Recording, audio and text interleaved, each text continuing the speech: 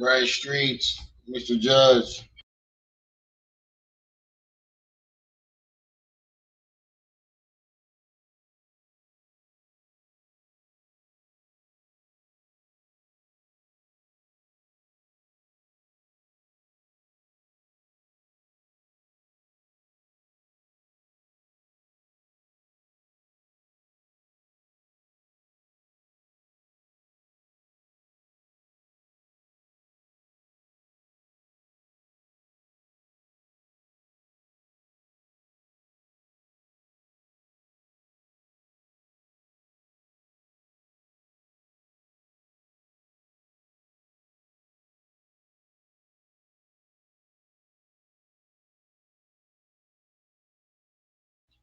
Okay, Mr. Judge, I still appreciate you for stopping by, though.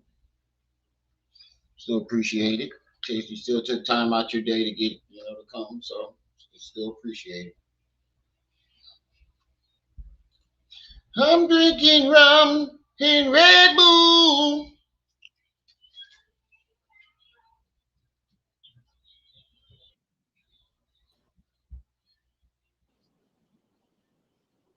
Oh, I didn't even see him. To be honest with you, I didn't even see the email. My bad. I'll look at him. I've been getting a lot of emails, and I've been getting a lot of emails from my lawyer, so I didn't see them. They've been piling up. So my bad. I'll go back and check them.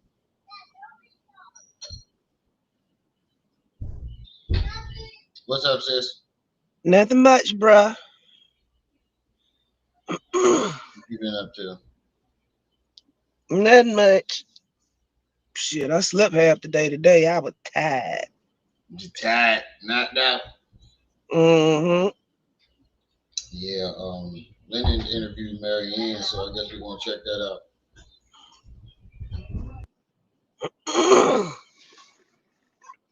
Say that last part again. Lenon interviewed Maryanne. Damn, you about to go live? What the fuck, Lenon, bro? I told you every night. You be taking my slot. This is slot. That's why I keep telling you don't try to jump in. Bro, this is my slot. I've been doing this slot for the longest. This nigga was in the afternoon. As I started. This nigga switched. I was this slot for the longest, sis. Leonard wasn't going live during this time. And you wasn't going live neither for a while. Yeah, that's true. But this was my slot, goddammit. Me and Leonard gonna have to talk. I heard what's the name said he know who I am. Probably. Uh, Malik said Uncle Malik said he know who I am. I know Information Man been watching us. He gave me a shout out Yeah, to information man been watching.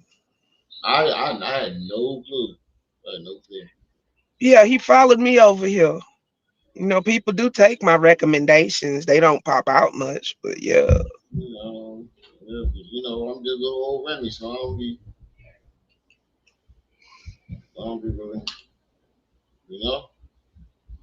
I keep telling you, sis, no matter how big this motherfucking channel I get, I'm still gonna be little old Remy. So I'll never get used to that.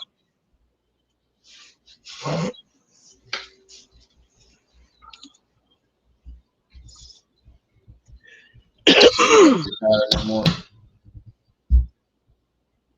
Oh yeah, I'm gonna definitely reply to it when I read them. I'm gonna definitely go look and read them after this live stream and reply to your email. I'm sorry I didn't see them. I've been filling out all these Mhm. goddamn tax forms and release forms and shit, Yeah. agreement forms and all this other shit. Yeah, that shit be a pain in the ass. Yeah, but it's tax free for me, but since they got to take their cut, it's on their.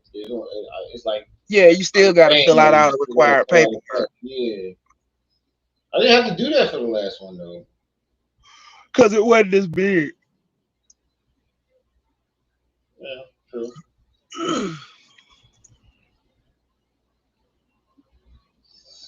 Yeah.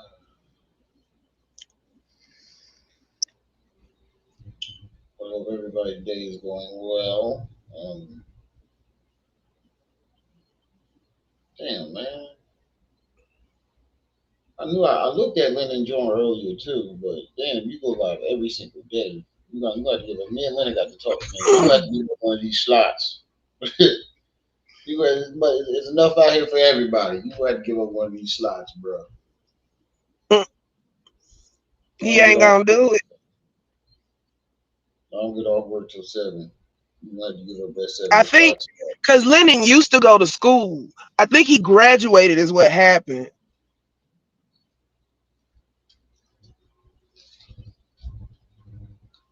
Yeah, well, you have to come up off that slot.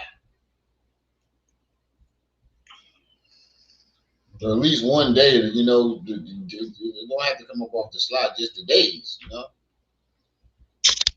Just the days. You know, I'll go live on this day. Y'all don't have that much crossover, I don't think. Yeah, I know. It ain't that much, but still, god damn it. But I just came up for a little bit while I'm waiting on Prestige. And he should be back any minute, so I'm going to go ahead and drop down. Okay. Appreciate you stopping. All right. Ain't no problem. I'll see y'all later. I'm drinking rum and Red Bull. Blue.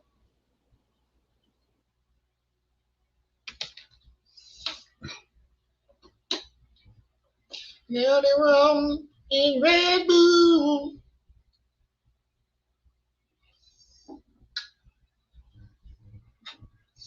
Wait for some people to get in and get started, you know, get the party started. Oh, I'm looking at the wrong one. I'm looking at the battery life, thinking that my shit ran out. It's the fucking, I'm thinking that the nicotine ran out. It's the goddamn battery on my vape. I'm looking at the wrong goddamn one.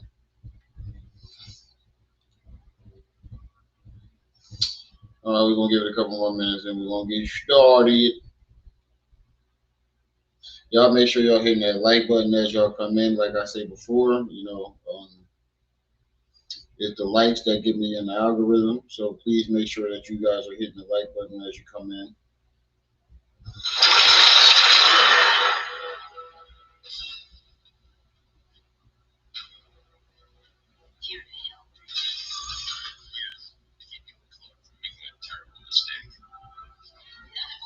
Yo, I hate the injustice storyline. I ain't gonna lie, I fucking hate that storyline. Like, I understand Joker made Superman unalive his pregnant wife, but all the shit that he does afterwards, I can understand that he got his revenge on Joker, but after that, he tripping, bro. He just became a straight dictator. I understand you want to make sure that never happens again, but god damn, I mean, how you know, you never know how you feel when you got the power to do shit like that. You know, and he did make him unalive his own child, his wife and unborn child.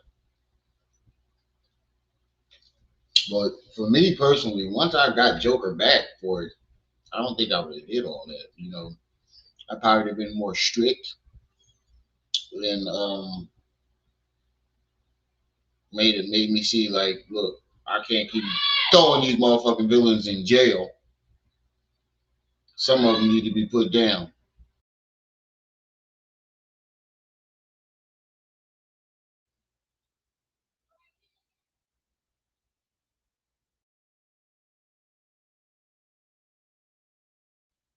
All right, so we're gonna drop this intro and get started.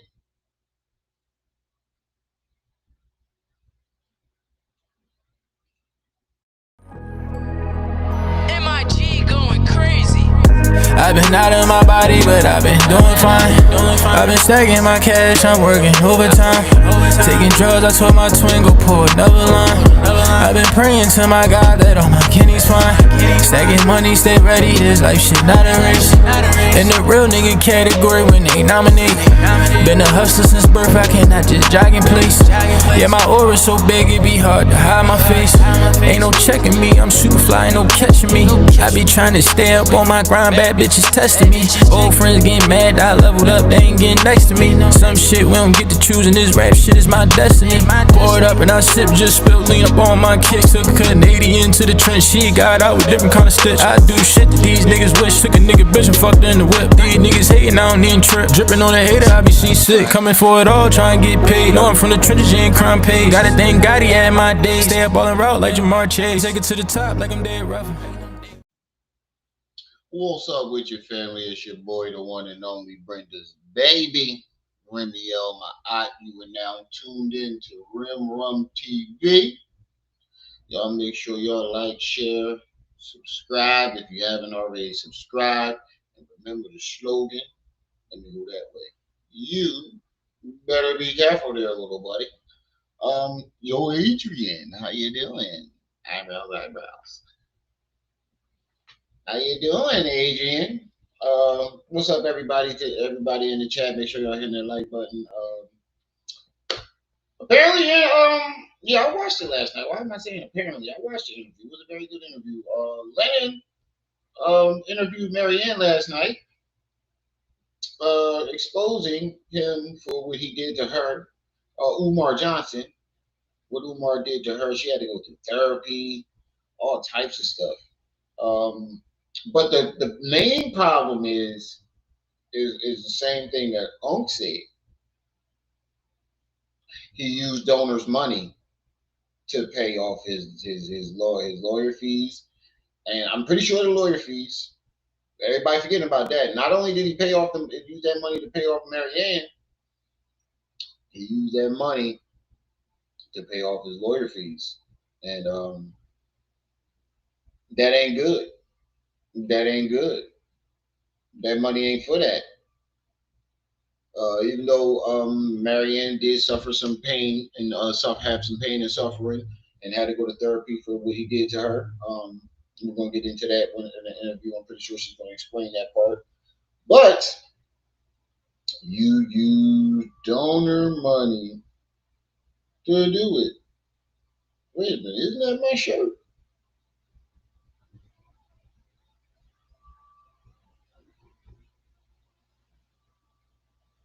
My bad. Somebody just texted me. Got my damn shirt. This is my shirt.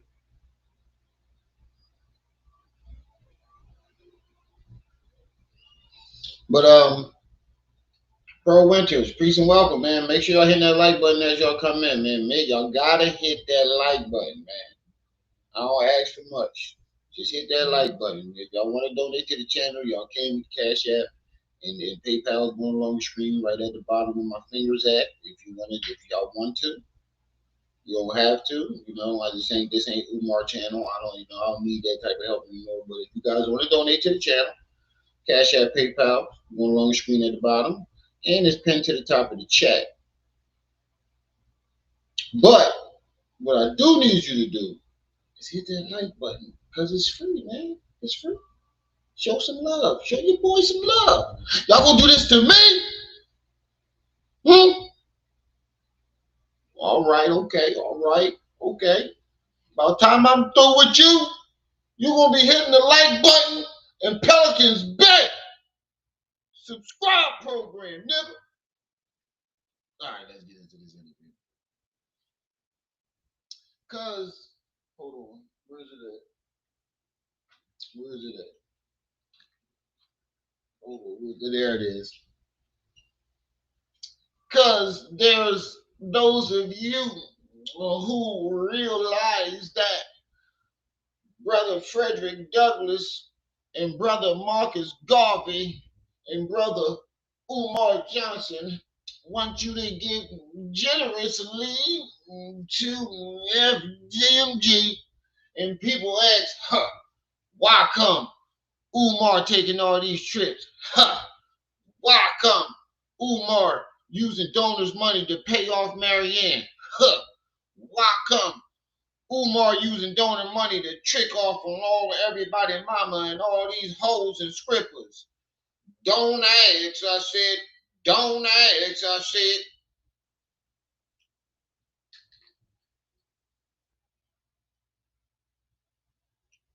Don't ask no question. Just run them donations. Nigga, get the cash app on that nigga. Make sure you get the PayPal around that side too. Now we'll have a B selection from our choir, Mr. Lenon Honor and Maryanne. Make sure y'all hit that like button. Don't ask no questions. Just hit the like button. Hit the like button, please. Thank you kindly. Thank you so much for tuning on in. I appreciate it. Yeah. Hi, how are you? I'm doing good. All right. How are you doing? Let's start with that. How are you doing? I know there's been a lot going on. I know it's been a very stressful time for quite some time. How are you feeling? I'm feeling well, thank you. First of all, I want to start by saying Maryanne is a very, very beautiful and attractive woman for her age. I just want to tell you all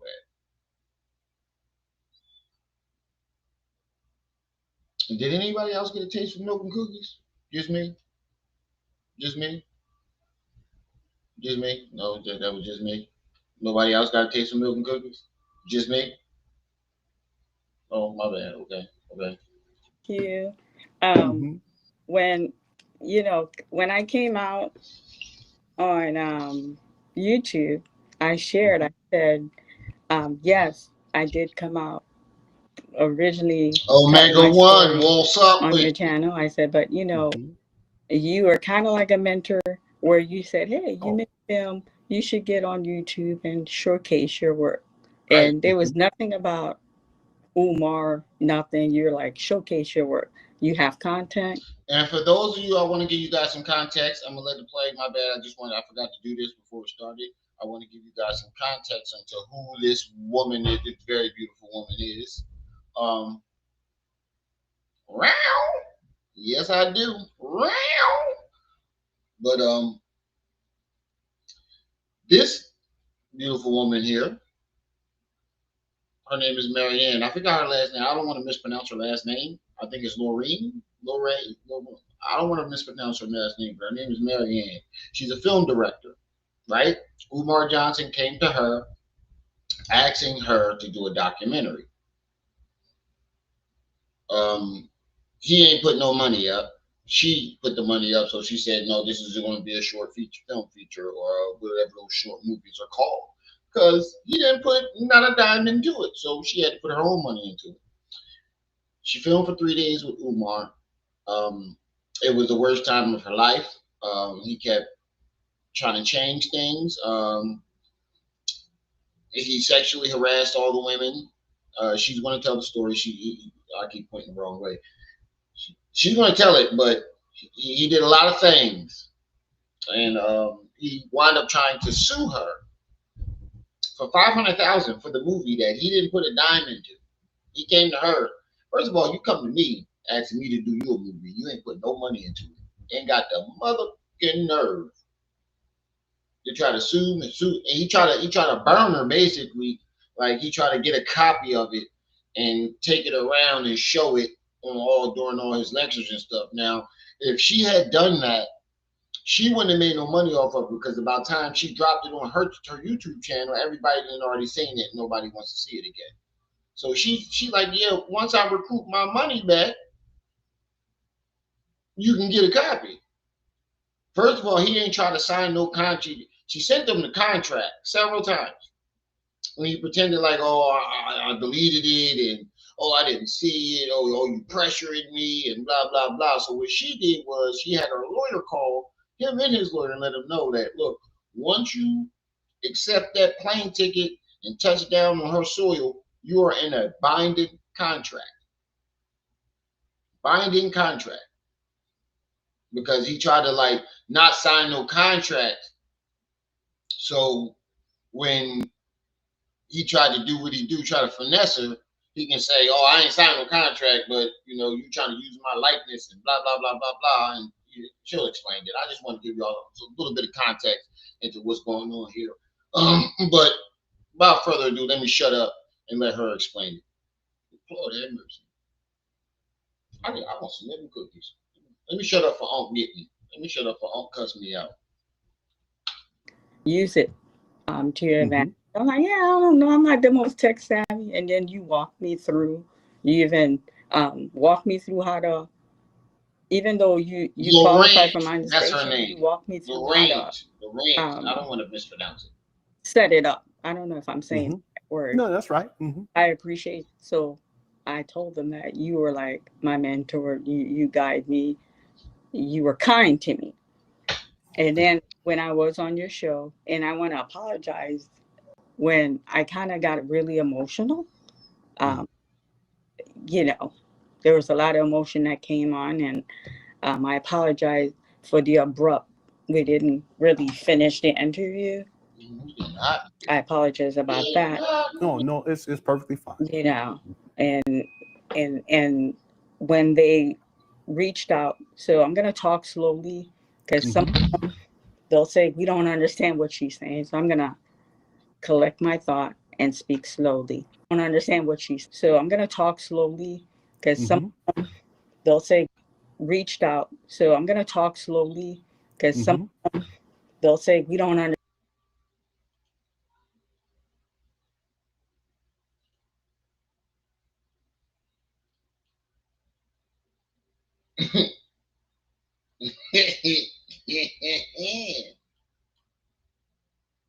All right, let's get back to the interview. Let me stop. Understand what she's saying, so I'm gonna collect my thought and speak slowly. When I received the email, I was startled by the email. I said, "Oh, they want to have a conversation." The email is not them suing me. Let me stop. Or me suing them. They said in the email they wanted to sit down and have a dialogue. And I'm like, okay, they want to have a dialogue. I reached out to my attorney. It's not TJ. I've introduced TJ to all of you. TJ is running for judge in the greater Cleveland area. He has let go of all his clients, and he's not taking any new client. So when whoever was his client, you got that notification. I got another attorney because I'm a businesswoman. Right. I need an attorney on board. Like I ain't paying her continuously, but when something arrives, I have my attorney. I'm not just getting the. Okay, Pro Render. So it's not just me who see all that, right? It's not just me, right? Thank you for clarifying that. It's not just me, right? You saw them things bounce, right? Let me stop. I'm gonna cuss me out. Shut up, Remy. Shut the fuck up. I have a lot of respect for this lady. I don't want to disrespect her or make her feel disrespected if she sees this video. So I apologize for any of my outbursts. But Lord have mercy. Let's get back to the video. Googling to find a lawyer. I thought my first business with her would be the contract because I'm doing the making of Awakening. And when I received this email, they want to have a conversation. I'm not crazy. I wasn't going to sit down with his attorney without proper representation. She was like, okay, we'll sit down. So the law firm has a sister firm where he's from in Philly. The way it went, we went to the Cleveland law firm. We sat down with two Caucasian lawyers because I thought he was going to be there physically. And in the office that they took us, there was a big screen television. And he appeared with another Caucasian gentleman. When he appeared, he had that mug, mean stare. He never uttered a word throughout the entire meeting, but just that look. Ain't nobody was scared, but me, I'm a firecracker, so I look too. You stare down, we're gonna have to stare down. And then Cassandra kept like, let's focus on what they want to discuss. It's not just me, right? It's not just me. This man look like he don't got no ears when he looks straight. I am not trying to be funny or make fun of Lenon at all because I respect him too, and I respect his work. But when he turns straight, it looks like he has no ears. You can't unsee it now, right? Every time he turns straight. Don't like she didn't verbally say it, but she was kind of detouring me from having to stare down with him. So what they wanted, they're like, okay, you made your little movie, and listen to the language, which I thought was a bit degrading. You made your little movie. You had your share of video, but he has a right to have peace. He wants this to end. You have threatened him online that you're going to come out with behind the scene. I did. Yes, I did say I'm going to come out. When he. She has a right to. All of the film belongs to her. He put not one dime into it, and he was in a binding contract. That's like you being an actor, right? And you shoot a movie and you tell the directors you can't put the behind the scenes bloopers out. You can't put the director's cut out. You know how they have director's cuts and they do interviews at the end and all that stuff, the extras, and that's just like saying that. Brother, you ain't put it. Mind you, I want to be clear about this. He didn't put a dime into it. Not one drip drop, not even a hay penny. He didn't put a drip drop dime in that motherfucker. That's all her money. And it's not like she came to him. She didn't go to him and say, I want to do a movie about your life. He went to her. He sought her out. He thought that she was gullible, and he thought that he could take advantage of her. But she had she had one up her sleeve. 17 people in the building. Make sure y'all hit that like button so we can get back in this algorithm, family. When he subscribed to my channel as an only fan, I had no content. It infuriated me. I did go to the event. Right. Yes, I did. This definitely was a powerful interview. I saw you up in there, Orlando. I saw you in the chat. I did, because they pulled up a bunch of video. And that video they played. So they tell me and then they show it. I did say I have content for 2 years and don't make me drop behind the scene. They're like, he agreed to make this movie with you. You have. Right. You know what's crazy about that? Why are you so scared of her dropping behind the scenes footage? If you're such a righteous and respectable man, why would you care about her dropping any scenes from behind the scenes? Why would you care? Think about it though. Why would unless you was doing some evil, filthy shit behind the scenes? You had to have been doing some evil, filthy shit behind the scenes for you to go grab a lawyer and try to sue her for her own footage. What were you doing behind the scenes that you don't want getting out? Footage of him in the movie. You made your video. You have free speech. You're allowed to say the hard shit, the disagreement, and he's allowed to get on and correct what he hasn't done. Because you and I had this conversation. I said, do you know he has not clapped back when I appeared on your show? And they're like, he has the right to clap back. He chose not to. You made your video. But what you're not going to do is bully, is intimidation. So it's like I was blackmailing him, bullying. How is that blackmailing and bullying? You kept calling and harassing this woman. You became a member. You guys, you know that you guys are having a disagreement. She don't fuck with you. She don't want to. You saw her video when she told you, stop calling me. We're not friends, and I don't fuck with you. Basically, stop calling me. What you do after that is become a paid member under her channel. She doesn't have any paid member videos. So why would you want to become a paid member? I'm going to start doing that too for my members, dropping paid member videos. I'm going to start doing that too. But besides the point, why would you do that unless you were trying to bully and intimidate her? And I'm pretty sure he had his goon squad, his cougar squad harass her. intimidate. They use all those no, you ain't gotta write it down. Jaden, what's up, good brother? You doing all right? I'm bullying him. I'm intimidating. So they're like, your legal representation is here with you. You move forward with that. We're gonna take you to court. It has to stop. So I'm sitting here. I'm like, okay. They talk about I'm bullying him. I don't know how I'm bullying him. To be honest with you, all the video that I made, I share that it was 3 days of hell. You're saying I have the right. I know what right I have.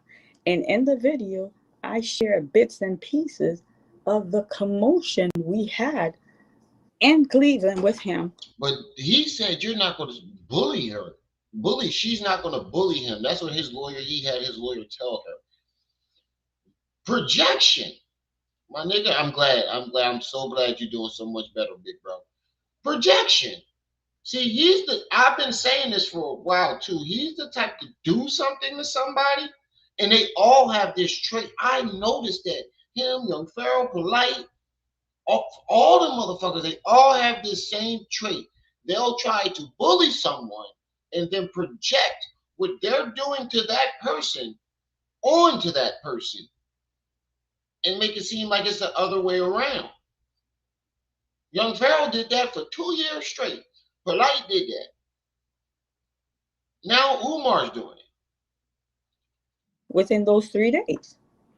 You understand? And you have to understand that video, when I went to the authority, he got, and I want you guys to understand, he came on my YouTube channel and he subscribed not only as a subscriber, a paying member. And I had video for paying member. Like I had no content. I set it up because I know the movie's coming, but I had no content. So he paid. And then, he's that gift that keeps on giving. No, Jada, she said the law firm actually, he had an actual law firm call her lawyer. He said, and I need to know why she has no movie with Polite in it. No, because Umar came to her asking her to do the movie. That's why I gave some context in the beginning, because I think you was absent for this. Umar came to her and asked her to do a documentary on him, but he didn't want to put up no money. He didn't put up no money, so she said, we're just going to do a short feature film. And it was supposed to be an actor playing Umar. But he said, no, I'm going to play myself. Like, that's how conceited he is. Like, he tried to change parts, and the movie wasn't even supposed to be what it was. Them sex scenes that was all in there, he changed that shit up and put that in there. When I came publicly, because I was angry, he was on my channel, I gained like 22 people who just became paying member. What are they jumping on here for? There's really nothing. Okay? Because that was it. See? But he's smart. You heard what she just said. Soon as he became a paid member, like 20 other people became paid members and subscribed. That's his Goody Goon squad. That's his people that he sends after people on the internet to harass people and try to bully and scare them. People who just became paying member. What are they jumping on here for? There's really nothing. Okay? So, but he's smart. Before they pull me in, the last video, I think that's what triggered everything. The last video I made, I don't know. Let me get his name. Has another movie of light. Jay Wadded, that content. Jay Witt. Mm-hmm. Jay Witt made a content video with just him talking, rambling on, and then you guys know I'm new. I follow everyone. I see what everyone's doing, so I could see how the game has played, like how you guys lay out your content and everything. Right. So I can because now that I have my little channel, so I could Right, that's exactly what I did. Before I started my YouTube channel, I started watching other people to try to see like how they set their lives up, like because I was just uploading videos at first, and then I found out that you could do live videos, and I thought that was much easier than just uploading, editing videos. That shit takes a while, to be honest with you. It takes a while. It's nerve wracking, and it's annoying.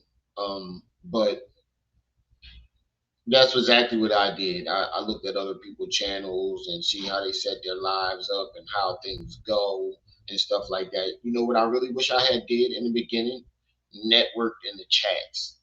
When you first start a channel, you got to network and you got to be in them chats. You got to network. You got to promote. If the channel creator gives you permission, you can network and put your link in the chat and stuff like that. I was too lazy to do that in the beginning. I thought that was too much work. Cause I didn't think like I said, I didn't think I was just doing shit for fun, like I'm doing now. I didn't think nothing would come of it, but yeah, that's what I did in the beginning too. And I'm glad I met Trip C's, and first I met Scooter, One Community.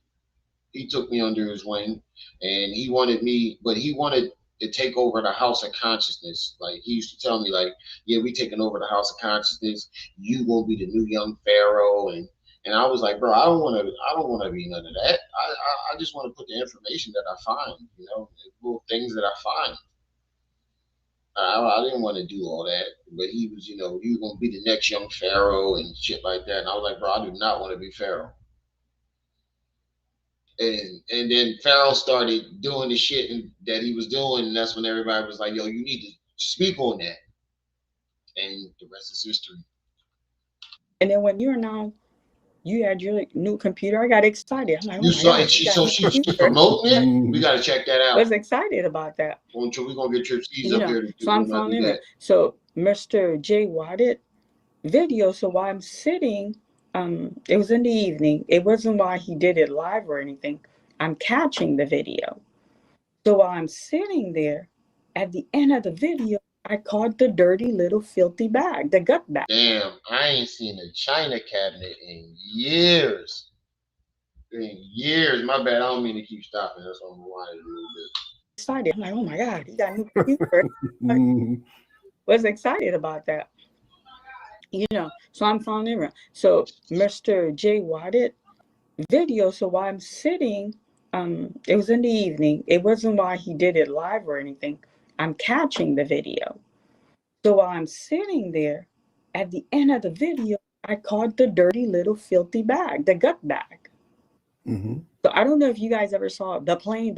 I literally leaped out of my couch, like the bag. I grabbed the phone, which was on the coffee table, and I start recording, and I'm talking as I recorded. So I'm like, oh, so he wants to be a paid subscriber. I'm going to give him a content. So I post that, but I didn't even do it publicly. I for paying members only. And then he saw it. I guess it infuriated him because I was talking. I'm like, yes, this is the same little filthy bag. I recognize the bag because he came to Cleveland with the bag. I described to you guys what was in the bag, and I'm going to repeat it. For those of you who don't know, let's just again. He had a revolver in the bag. He had a sandwich bag with animal inside in it, and then he had that nice wooden necklace with an ankh on the thing. So what the fuck was he doing with that? Like, what type of rituals is you doing? You got animal entrails in a bag, a Ziploc bag, in a revolver. What, you was trying to sacrifice the lady or something? I understand you, Umar. You gotta travel. You gotta keep that man. Wait. First of all, how you get on the plane with that motherfucker? How you get on a plane with a pistol? But that's besides the point. We'll talk. We'll come back to that. What the fuck was you doing with animal entrails in a Ziploc bag? I don't know how you got through customs with that shit. In a Ziploc bag.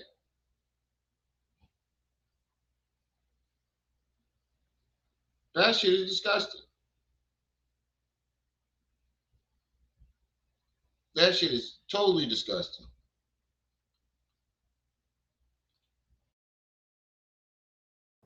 So I'm talking as I just caught the last end of the video, and it was a very chaotic end. He played the video all the way till the end, and then I posted that. So it infuriated him. So he unsubscribed to the channel. YouTube inform you when someone unsubscribed, but they also inform because they give you these little notifications. They're like, but his membership is already paid for. He don't get that back. So he's paid for that month of September. Tomorrow is the last day of September. Now, if he would have stayed moving the next month, it would have been an automatic payment. So he unsubscribed. So I got paid for that month, and he gave me 22 people who came on because they don't know what drama is going to unfold.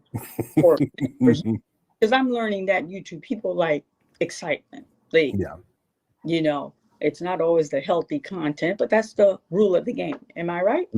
You're right. So they're sitting here, they're showing me the little video they're showing. So I'm sitting, and you know, I'm a calm and collected person. So I'm sitting here, I'm looking. I said, well, if you guys understand, every time I make a video, which I'm in my right with my free speech, every time I make video, he's the one who's antagonizing me. He's the one who's reaching out. This man has taken, and I'm sitting there with him. I said, he's taken someone and called me. Well, we don't know it. I said, listen, don't play with me. Tell me you don't know. He's sitting right there. He called me with a third party. You told me about that. We talked about that. I told you about that. He called me with a third party. And I even did a video. I said, I'm not going to name her because I'm not going to give her that credit. I thought that was shiesty on her because my thing is, inform me. Shoot me a text. Maryanne, Dr. Umar wants to connect with you. I'm going to call you. Don't call me blindly on my phone with this man. I thought that was... that was a setup. That was a setup. Because why wouldn't you come to her and be like, look, Umar wanted me to call you on three-way, or, you know, however they did it. She didn't like that. That's a clear setup because she didn't want to talk to him, and he knew that. That right there lets you know that he knew that that's harassment right there, because you knew that she didn't want to talk to you, so you got somebody else to call her and try to set up, like, ambush her on the phone.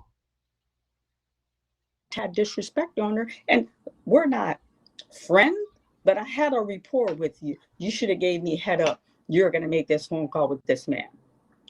Okay. So I told him, and they're like, well, we're not aware of that phone call. I said, you're not aware of that phone call? I said, well, he's sitting there. He's aware of it. He's aware of that phone. You understand? And then in that phone call, I even said in the video, I said he wasn't disrespectful. I got a sense of humbleness from him. He told me he's going through a rough time, a difficult period. And he's like, he would appreciate it if I could hold back releasing Awaken. And then no, because when I was releasing Awaken theatrically, you reneged the support that you promised, the weight you're going to throw behind the film, letting us use your platform. So no, now I'm sympathetic. Sorry you're going to die. I'm going to say a prayer for you, but I'm releasing Awaken. And I share that publicly. Again, and they're like, okay, you're saying a lot here. We're focused on the fact that you're not going to use behind, and you know how some Caucasian people are getting very like in an authoritative tone. You're not going to make disparaging video using behind the scene. He didn't sign up for that. He signed to do a movie with you. You've got your film. He's moved on. I said, don't take that tone with me. I said, first of all, you asked me to have a meeting. I'm here to have this meeting. You're not going to take a disrespect. No one's disrespecting you, but you can't do that. There are laws that protects him. And he's banging on the table like I'm supposed to shake up or something. I said, just like there's law to protect him, there's law to protect me as well. You understand? I said, sound like that lawyer tried to bully her. That lawyer wanted to test her and think that, you know, he can just throw around some legal terms just to see where her head's at, to see if she was going to fold, and she didn't. I was kind. And nobody made, yes, he is a leader. He doesn't date. Now, they didn't say white. They're white, 3 of them. Yeah. And the one's talking is the one next to him. The other 2 are there. He's like, he doesn't date outside of his race, and you're going spreading that he dates outside of his race. We have the video. They played the video. Them dummies played the video. I said, first of all, you got a law degree. You're not dumb. Right. So if you look at the video, I said, in my opinion, I believe he has a fantasy for white women. Well, okay. I said, so I never said he's dating outside his race. And I said, I was gracious. I was kind. I told them this was not in the script. He wanted me to add a Caucasian woman with a love scene. Okay, so we need that to stop. I said, well, you need that to stop. And I had my phone, and I went, tick, tick, tick, tick, tick. I unblocked him, and I sent him a text that he sent me. And the thing went beep. I said, you heard that beep? That's me texting him his own message. And I said, why don't you have him read it? No, Miss Laurie, we're not going to do that. You're not going to do You're not going to, well, I'm going to read it for you. And then I read that. I swear to you, family, I ain't got no reason to lie. One of the white men, the one that was sitting in that office, he turned beet red. You guys ever see the lizard chameleon, that turned color? He probably turned beet red because he knew Umar fucked up. He's like, God, man, this guy, I bet you his lawyer think he's very dumb. He's like, bro, you text her this shit? And he probably was beet red because Umar probably didn't tell him about this. But you know what? I guarantee. You know what I guarantee? When Umar makes a statement, if he does make a statement about this, I guarantee you he's going to blame his lawyer for this whole thing. Y'all heard it here first on Rim TV. I guarantee, especially if his lawyer, he said, or if the lawyer face turned beet red, white guy. I guarantee that the lawyer is getting blamed for all of this. Oh yeah, you know, I had a white lawyer, and when everybody get to ask him about that $68,000, next time he goes live, he's gonna be like, yeah, Mo, I had a white lawyer, and the white lawyer made me blah blah blah, and it's all the white lawyer fault. You know, the Caucasian was working against me because racism. My lawyer didn't want me to succeed. He wanted to see me lose money from the school and blah blah. I guarantee you, how much you want to bet that Umar is not going to take accountability for this? He's going to blame his lawyer.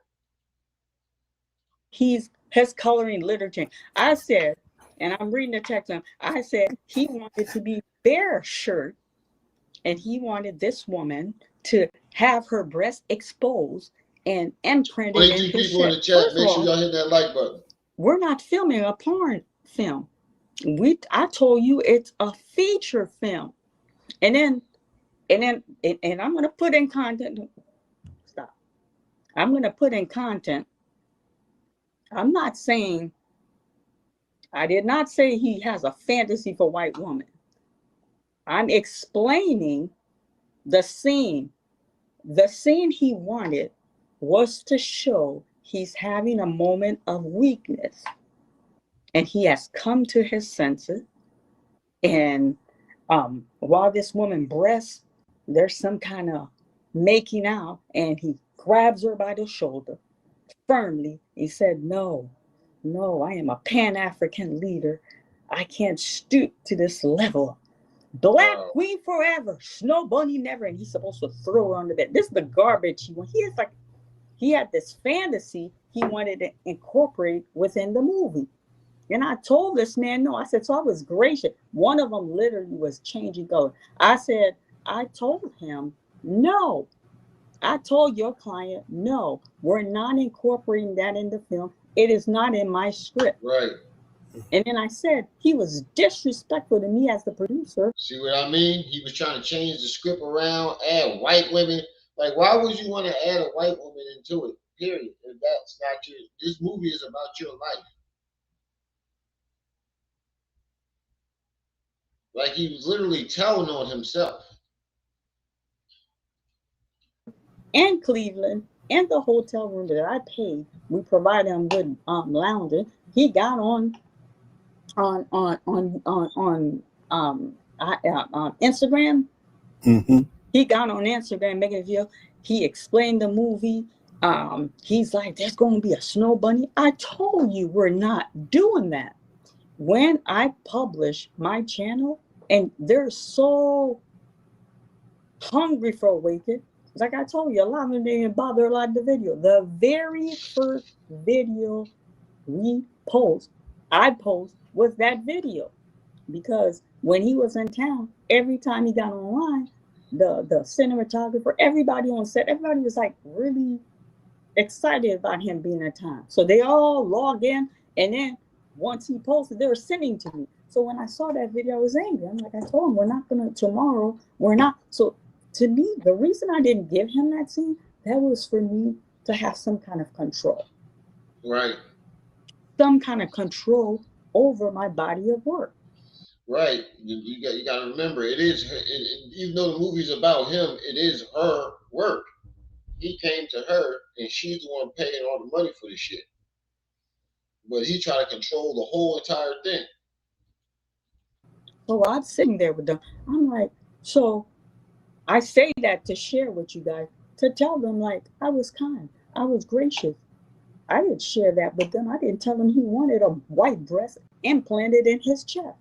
I just told him he wanted a scene with a white woman, and he's a conscious leader. I can understand the concept of why. So his concept is to show them, look, Black Queen forever, no snow bunny, but we gotta show me with a white woman and throw her on the bed. The King Kong has overcome. Just buffoonery. Foolishness. You understand? That's fucking stupid. Because first of all, he said he was gonna call it a moment of weakness. A moment of weakness is like getting her number, maybe kissing her. But once you get past that stage and get back to whoever house that y'all at to get in the bed and be naked, that moment of weakness is over. That's you. That ain't weakness. That's you. And why would the white girl be your weakness? That means you subconsciously love white women. In my eyes, that means you telling on yourself. It's like them overly homophobic guys. You know what I'm talking about? You know them niggas that just overly homophobic and then they turn out to be gay. They turned out to be the biggest closeted niggas ever. It's like that with Umar and white women. He's overly white women phobic, if that's a thing. White women phobic, but secretly he loves white women. That's my opinion.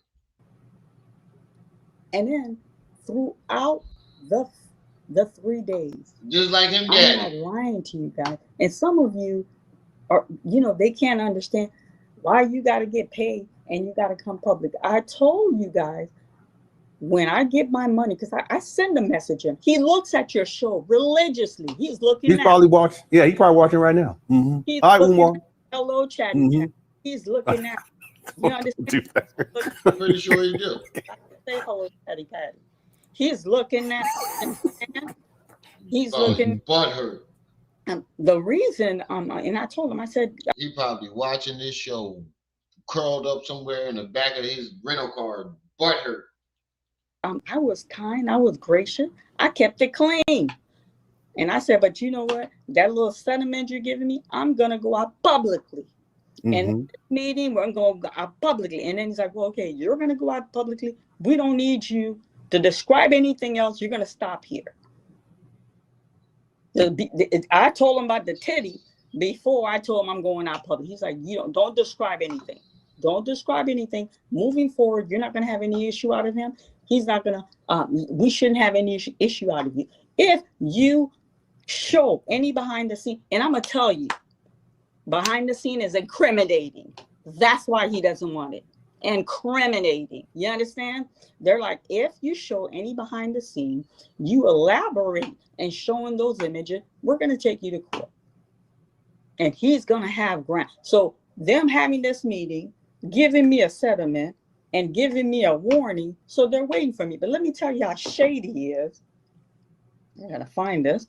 Let me tell you how shady he is. right after they call this meeting, he called this meeting, he gets on and he has this little video of him in the car.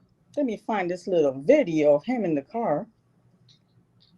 He find this video, and then everything that he videotaped, everything that he posts on his Instagram and Facebook, they send it to me. They're not sending it to me because they love me. People like mess.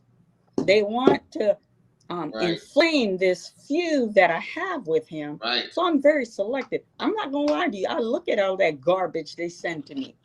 You understand? I looked at. He called me a Drake uploader 2. Shove your AI. The fuck is that supposed to mean? But you didn't think I was going to see a little comment? See, I love it when y'all come in here and talk shit and think nobody's going to see the. You think it's just going to go up across the screen? I'm not going to see it. No, I'm going to put you on blast. You made the reels. Congratulations. You played yourself. Shove your AI. What the hell is that even supposed to mean? Doofus McGoofus. Shove your AI. And if you're not being smart, then that's my apology for overstepping. But what the hell is that even supposed to mean? Don't block them. Don't block them. If you're in the chat, do not block them. Don't time them out. I want to hear what he got to say. A coon. He's calling me. I'm jumping on bandwagon, trying to in the community. I'm airing out family. He called me name, and I got that little video. Did I post that video? And then you got some people in the chat. Well, she post the video. You post a phone call. I was very selective what I shared with all of you. You're right. You understand? Very selective. I said, he's on my phone. Why don't you? And they didn't play the video where I show you guys he's on my phone. They didn't play that little video. I can't find the thing. So on the video they sent me, that video you all. This one right here. I'll just pull it up just so people can see it. It's this the one of him in the car. This one right here. Yeah. Come on, man. We got 31 people in the chat, only 16 likes. Please get those likes up. It's free, family. It's free. Just get those likes up for me. I ain't asking for much, just for y'all to hit that like button. That's it. Somebody said, all the way toward the end, somebody said, are you going to address Maryanne Lawrence's accusation? And I told them, I said, are you going to address Maryanne? This is after we had this meeting with these lawyers. Are you going to address Maryanne's accusation? And then he paused. I'm not going to address her. Show them that. I'm not going to address her. I'm not going to speak on some. I can't remember. I don't have it. I wrote it down in my video that I did in my yard. I wrote it down to read it to the viewers word for word. I ain't going to address her. She ain't worth my time.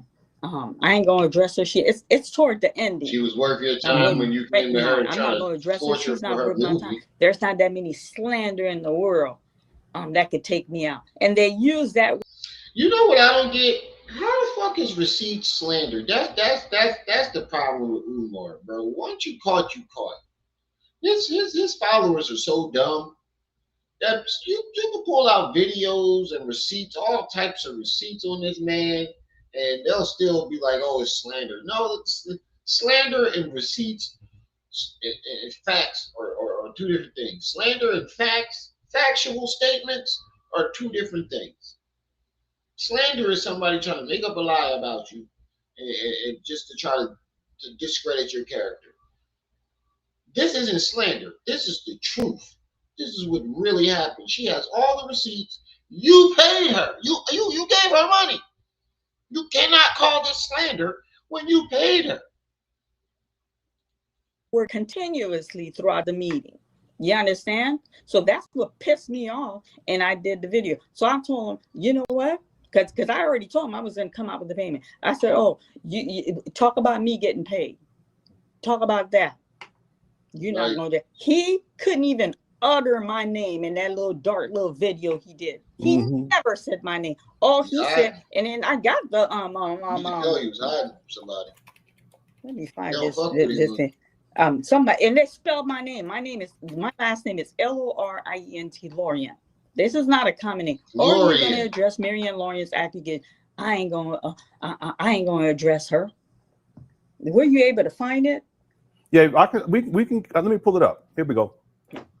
I'll have to skip through the findings, but it's at the Tell end. me what make them not proud to be black. I ain't got to tell you shit, homie. I cannot make my own podcast. By the way, we were trying to figure out why Umar Johnson was so angry during this video. Now we know why, because I don't know.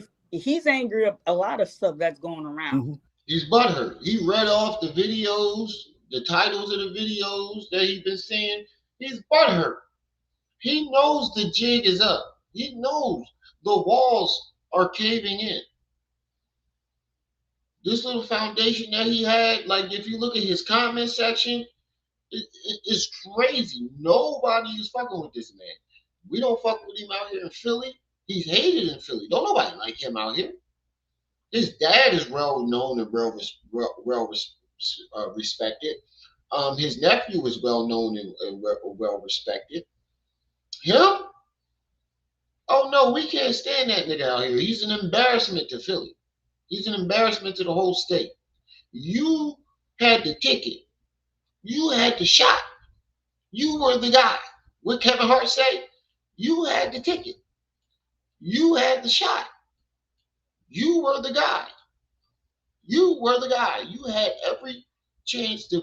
You could have really solidified your place right next to Martin Luther King, right next to Malcolm X, Marcus Garvey, Frederick Douglass. You would have been right up there on that Mount Rushmore if you would have did what you were supposed to do. But you chose fame and cookies. I mean, Martin got his he had his little white women on the side and had his little hoes on the side, but he still did what he was supposed to do. And he didn't take no money from the people to do it.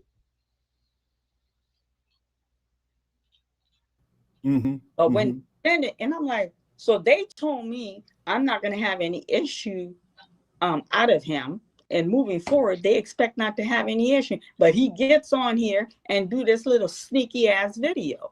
Pardon my No. And that's interesting, because if he's not supposed to say anything about you and you're not supposed to say anything, he didn't say. So in a court of law, well, he didn't say your name, but he's responding. He's responding to them. This is his private page. He's responding to somebody saying, "Are you going to address Maryanne Lorient accusation?" So I don't know what accusation. I guess the stuff regarding the film. So his response, I think it's all the way towards the end. Yeah, I think it's the accusation. A lot of people thought that, and I'll pull it up. Some people thought that you weren't telling the truth about getting paid. So that may be the accusation, that they're saying, well, she said that she got paid or you paid her. No, there are people who were. This video came. I came out with I got paid after he made his little spanking video. Okay, well, see, I'm thinking based upon the receipts you sent me before, though, because I knew before you actually came out. The date on the receipt I sent you that receipt before he posted that video. Yeah, but right. That's why I was thinking. Yeah, okay, I got you. When I reached out to you, if you look at the date, you look at my text message, you read the image of the check, and then I even asked you, were you okay? Because when these people reached me, I wanted to update you, like, yo, his people want to sit down with me. And when you didn't respond, I didn't tap too much. I said, are you good? You haven't made any video. And I went to church on Wednesday night. I lift you in prayer, because I'm like, we're dealing with a demon.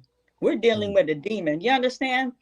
And some of you may not understand, like, okay, she's getting off topic here. No, I'm not getting off topic. He worship an entity. So let me break it down for some of you those that are. He worshiping some type of entity. He's definitely worshiping some type of entity. If he's walking around with ritual necklaces and animal entrails, that's ritualistic materials. I don't know what the deity he worshiping, but it can't be good. I don't want to worship no deity that got me carrying around animal entrails. and ritual, the ritualistic necklace, that's fine.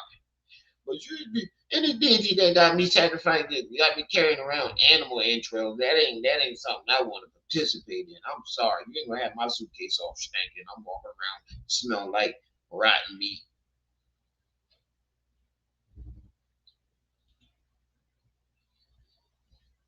Make sure y'all hit that like button. 30 people in the chat. Come on, family, hit that like button for me. One time for the one time. Make sure y'all hitting that like button one time for the one time.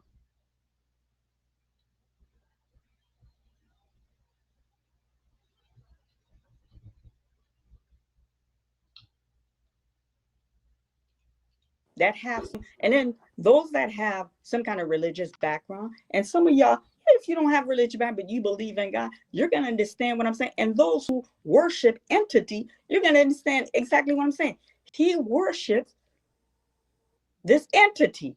You understand what I'm saying? And he's very blunt about it. When he came for that 3 days, he said he worshiping Dormammu. Yo, Timo, you funny as shit. He said that nigga worshiping Dormammu. insisting on coming to my house. Hold on, what's Raven dad name on Teen Titans? You know Raven from Teen Titans. What's her dad name? The dude that fought Darkseid was giving it to him. Oh shit! Hold on. What's Raven from Teen Titans' father name?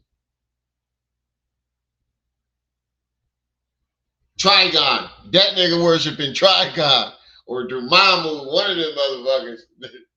That nigga worshiping Trigon. Oh, I've known him for a while. I dealt with him for a while. You were never invited to my home. And I couldn't understand. Within those 3 days, he was persistent to come into my house. And I'm gonna break it down to you. And then I don't want anyone to twist it.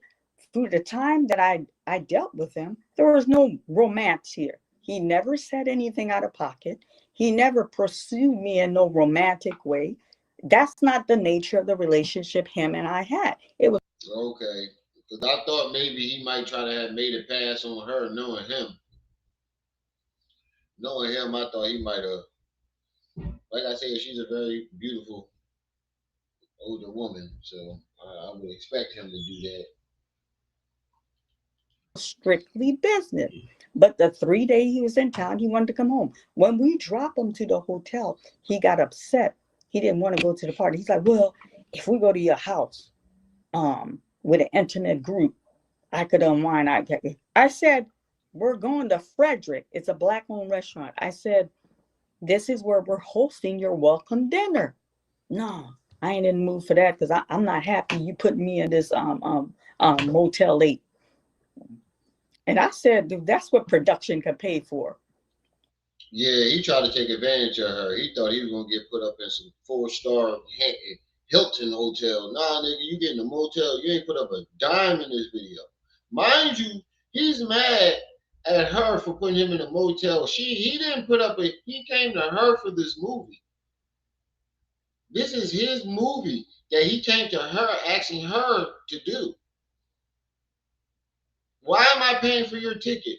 Why am I paying for your hotel? You're asking me to do this. You actually should be paying her for the movie. But she still did it out of love for Umar. Because she thought he was really a great leader at the time. It's in a nice area. It ain't no rundown Motel 8. They renovated. He didn't like it. That's what you were going to get. You understand? And then he wanted to come to the house. And then, the first day, I'm like, why do you want to come to the house? We're having a party. He didn't come to the party. I told you guys he didn't come to the party. I went with the crew. We ate. We enjoyed ourselves. We're excited because tomorrow we're hitting the pavement running. We're going to start filming. The last day when he was leaving, the drive, he called me. Maryanne, you're on speakerphone. I'm like, what's up? Dr. Umar, I want to go to your house. Go to my house. We heading to the airport to see him off. This is after the little farewell party. Queen, we're going to swing by your house. We got time. I said, no, you're not going to swing by my house. I'm going to ride to the airport. We're going to the airport. Why did he keep trying to go to her house? That's kind of weird. I don't get that. Why was he keep like every time she like tried to throw him a party or sometimes something was happening, he kept trying to get back to her house. That's what I'm hearing. Like I don't know if y'all heard anything different, but what I'm hearing is he kept trying to get to her when it came to the hotel, the breakfast. I can unwind if we was at your house. When it came to the other party, I can go to you. We need to go to your house. The farewell party. We need to go to your house. When it's time to go to the airport and leave, we need to go to your house. Why does this man keep trying to go to this woman's house? He kept trying to go to her house, and you know what she told him? Hell no.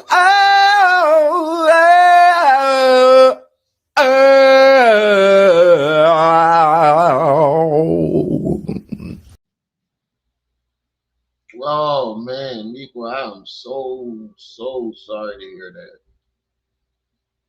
I am terribly sorry to hear that. That's what my grandma died from. That's why I got my teardrop on my face. That's what my grandma died from. So that hits home. I'm so sorry to hear that. Double O, peace and welcome.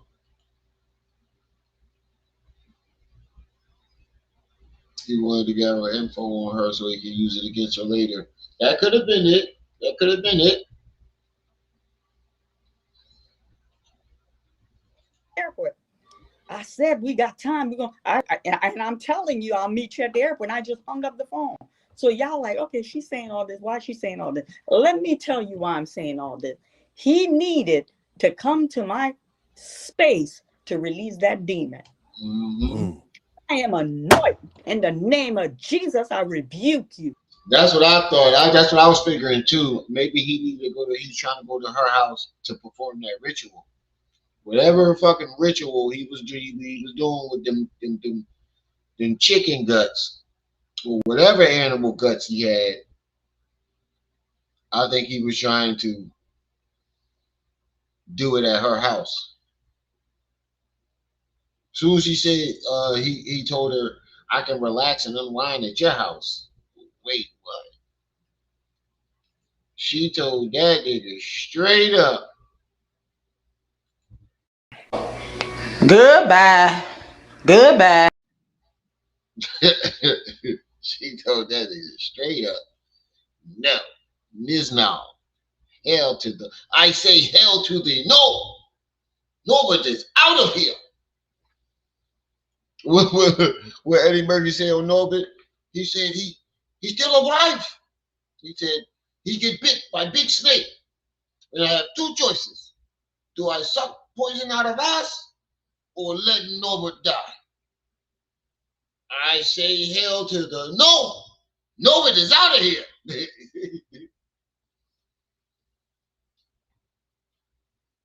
Yeah, Nico, I'm so sorry to hear that, man. I hope I'm praying for your grandma. I hope she heals well.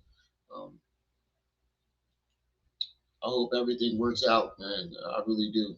I seriously do. From the bottom of my heart. That's how my grandma passed. Okay, you can't touch the anointed one. You understand? You understand? My house, I built my house from the ground, from the ground up. Before I moved the box, before I moved the piece of furniture, I called Brian Taylor, Pastor Brian Taylor from my church. I said, Pastor, I need you to come to the house and bless the house. He came to the house. He blessed every bedroom, every room in that house, even the goddamn pantry. You open the door, bless the house. You understand? So if you know the story of Job, what did the devil say? Well, you give him everything. Of course he's going to be loyal and he's going to serve you. She said she had to call the pastor. She was ready to take the whole house down to the tabernacle and baptize that mug. Satan, she rebuked you. And you know what the Lord said? I give you permission, but his life you will not touch. Every hair on his head is accounted for. Okay? No, none of us are without sin. But I serve a risen Savior. Okay? I'm not ashamed of my religious faith. You understand? You understand? So he served this entity. He needed to come in my house and release something. You understand? And then Satan can't touch you. You have to invite him in. Once I would have let this man in my house, and he released what he did to release, it would have been doormat here. And I'm human. Right. Let me go out there and do something that's not pleasing to the eyes of the Lord. Satan put his neck on you and break you. You understand? I'm the type of person that I don't ignore energy. First of all, I have a circle of women in my life. I have my bedroom. Right. She anointed the whole certain can make it there, but not all of you are invited to sit in my sitting room in my bedroom. Not all of you are invited to come into my walk-in closet. It's called boundary. So if those that are dear to me, who are within my circle, have boundaries, sir, why do you think you're not going to have boundary? Those 3 days, he was persistent every day. I'm like, every day he trying to roll up in here. What you rolling up in here? Every day he was trying to get up in her crib. I kept saying, what the fuck you want going her? Why are you trying to get to this lady's house so bad? What's in that house that you want? And I was thinking that too. Maybe he want to do that ritual. But I wanted to hear more of what she said. But she told that nigga straight up. Hell no.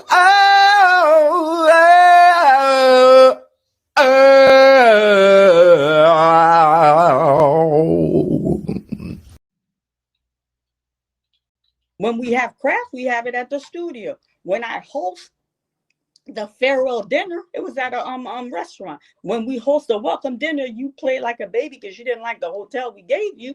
You chose not to come.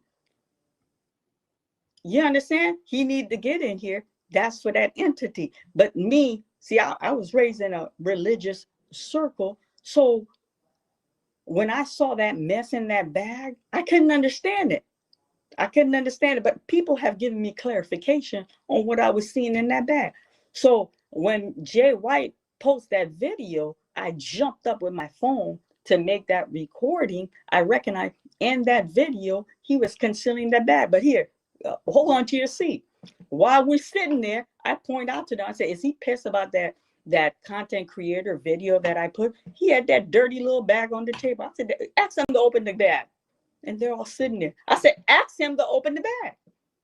He's looking at me. He's uncomfortable. Them white people didn't know if they were coming or going. You hear me? I said, ask him to open the goddamn bag. When he goes on a lecture, when he goes on something, he brings that filthy little bag with it. It's some kind of like magic he does. Some kind of rage. I can't say the word. Let me. That's okay. We got you. It's some kind of thing, some kind of protection. So the entity that he served, let me tell you, when you guys look at Awaken and you know what? My heart goes out to him. I don't hate him.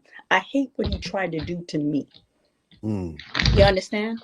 I ain't got no room to see. Her saying that lets me know in my eyes and the way I feel, she sounds like a very, very genuine. It's not that her demeanor. Her demeanor sounds. It feels. Her energy feels genuine. It's the things that she's saying. I don't hate him. I hate what he tried to do to me.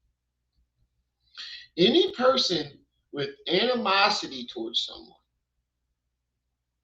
or she was just doing it because she's upset, or simply out of spite, it's not going to say anything close to that. It's going to be, I hated him. I hated the way he was. I hate who he is. It'll be things of that nature. She said, I do not hate him. I hate the things that he was trying to do to me, meaning that she forgave him. That's not spite. That's not animosity. That's not hatred, in my personal opinion. Put a 1 in the chat if you get what I'm saying. 28 people in the chat. Make sure y'all hit that like button, fam. Put a 1 in the chat if you understand what I meant by what I just said. She's very genuine. I can tell that she's not lying. Don't worry, I'll wait. Don't worry, I'll wait. It takes too much energy to hate. My heart goes out to him. That entity that he worships, and when he did awaken, his fantasy, that's the life he jumped wants. out of him. He wants Right. a luxury home. He wants to have a wife. He wants to portray, I'm that family man. When you got three baby mama, 3 kids, he wants to show like, I built this school. This school is not a reality. Apparently it's 4 baby mamas. 4 baby mamas, allegedly. Apparently a 4th one just came out and filed for child support. But you can tell, if you watch that movie, you can tell Umar was trying to portray something, a character, was trying to portray himself in a lifestyle that it really wasn't him. It really wasn't him. It was just him pretending to fight. Oh, and the thing about it is, if you look at the movie, he didn't really actually help anybody. It was just him screwing everybody's mother and capitalizing off of the deaths of children in there, because he didn't really help the kid. But when he died, he was there to console the mother,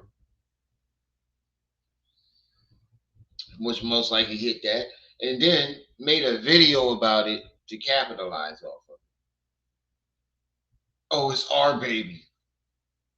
And this, that, and the third. Like, it was crazy. And then he fucking having sex with the old lady, and bro, what the hell? The school is merely a dream that you have presented to us that has not come to fruition. Let's keep that real. And his support, well, y'all trying to tear him down.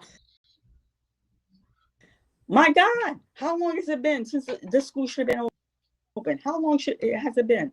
Yo, after his nephew came out and said he built the school within a few years, coming straight out of high school, there is no excuse after that. All his nephew got was $250,000. He got a $250,000 grant. Umar, and he built that school, and he did everything that he gave jobs. He did everything that he was supposed to do with that money. Umar had millions of dollars. 15 years, didn't build a brick, didn't lay a brick down to build that school. If that's not enough proof to show you that this man is misusing the funds and just living off the fame, I don't know there's nothing you can tell these people. His nephew came fresh out of high school. King Randall, fresh out the army, 18 years old. His nephew, fresh out of high school, college dropout, 17, 18 years old. Both build schools that are up and running, programs up and running. How the hell does he have nothing? He doesn't have no programs, no nothing. Just him going around collecting money. That's it. Giving speeches and collecting money. If that's what you call building a school, then you need your money to it. You deserve a fool. What they say, a fool and his money shall soon part ways. That's a fact. You need your money to it. You deserve him taking your money. I was supposed to open September 11, 2013. We're in 2025. It was supposed to open this year. He still hasn't come out to give an excuse why it hasn't been open. Right. And then this year, he didn't have that cookout. I've been to them cookout. I was a supporter of Umar. Y'all want to know that. Throw shade? I gave money to Umar. Let me tell you, when you're a supporter, it's repeated donor. Repeated. We're not just a one-time give a little change here. You understand? Right. Yeah. Mm-hmm. And every time the school's supposed to open, he switched it. See, I used to on Facebook. I'm a Facebooker, so he switched it. He canceled me on Facebook, so I can't see what he does. I go to the cookout. Do you know we were never invited inside the school? We always stay outside the perimeter. These are your core people. Your core people that gives, that believe in you. How can we get it to? I've never been in there. I've been on that campus like 3 times. Never been inside. Wow. So during the cookouts, he ain't even letting people in the school to see the progress. That lets you know. He just bought them buildings for show. I didn't mean for that to rhyme, but it did. He just bought those buildings for show. Everybody was limited outside. Well, he leased them.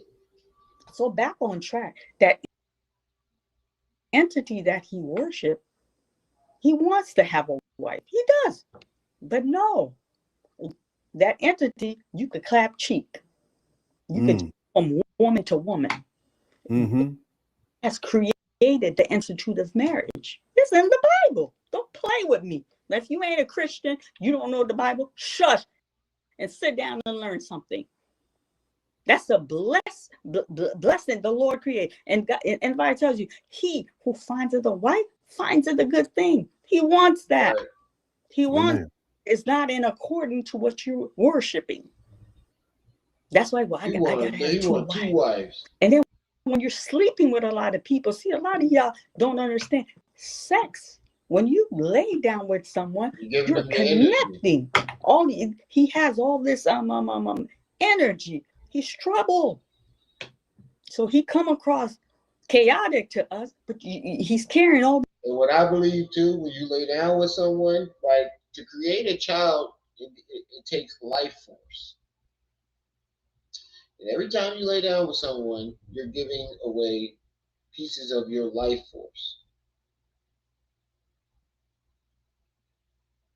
So every time you lay down with somebody and you bust that nut, I know it feels good to the motherfucker, but you're giving away life force. You're giving away a piece of your life force. In my beliefs.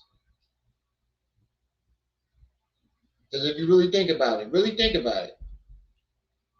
it takes life force to make life. So every time you laying down with somebody, you're giving away your life force.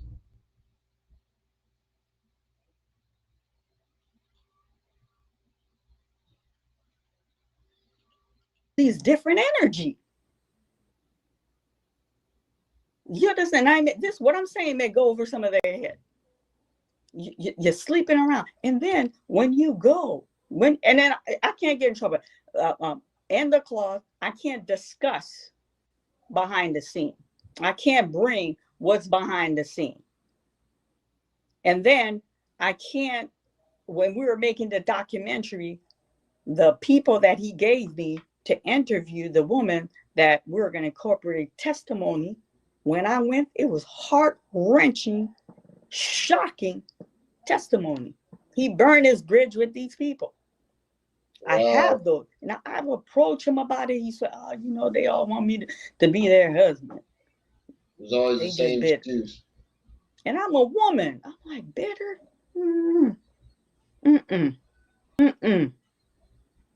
You understand? So I can't come out with that. They say, you're exploiting them. He was going to do a documentary with you. These are people he connected with you. You have that. You didn't move forward with the documentary. You're coming to sabotage them. We're going to go to court. They're going to go to. He says the same thing with every woman that comes out about him. Oh, they wanted me to be their husband and this, that, and the third. It's always the same excuse. Court. Because now, what's that fancy? What's that word they use? That's me tearing him down. That's me bullying him. That's me slander, disparaging content on him. Mm-hmm. So he knows what I have behind the scene. He knows that documentary, these women I have, that cannot come out. The Ring. I'm not saying nothing bad. I'm showing him The Ring. This is The Ring, my diamond ring, where he proposed to that girl. So I can't bring you the behind the scene about this ring, but I got my ring, right? But I can't bring you that. And then and they're looking, oh, your attorney, they can kiss my ring. I'm surprised he ain't try to keep that shit. Man, let them look. Let them look. And let me tell you something. That little change that he gave me, I'm gonna tell you, I'm gonna keep it real with you guys. That little change that he gave me, that money, I got that in Wells Fargo. Ain't nobody here struggling.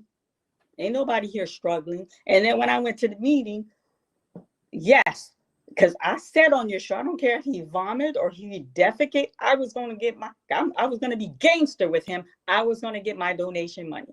So not only they gave me the donation money, they paid me for the loss of production.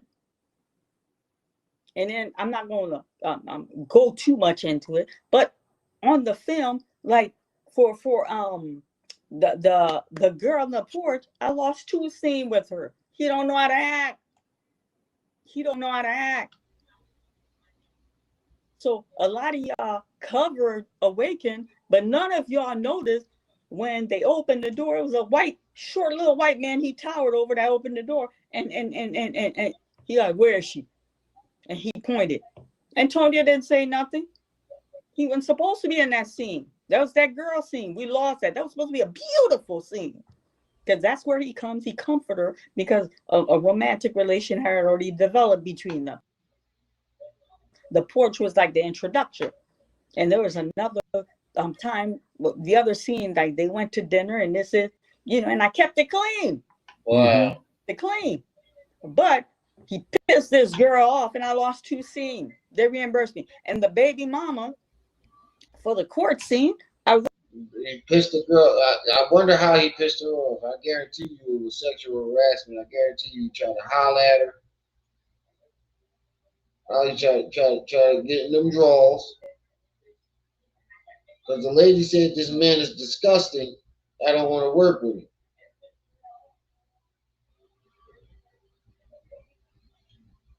Lost the 2 scenes with the baby mama. That each of them had a scene. Lost 4 scenes. They reimbursed me. They reimbursed me for everything I lost. Let me tell you guys about the court. I'm going to break this down, and then I'm going to get to the check, because that's what they're here for. The court scene. And the way he does it, he waits till the day, and he blinds. So throughout the 3 days I'm filming, I am on edge. I don't know if when I get there, he's going to create a scene. I don't know what he's going to change in the scene. I was on edge. I'm the producer. I start with him 6 a.m. in the morning. We end the day at 3 a.m., 2 a.m. One was 2 a.m. Then 2 of them days were 3 a.m. And when I'm done with 3 a.m., when I go home, I don't just hit the shower and go to sleep. I'm doing callback.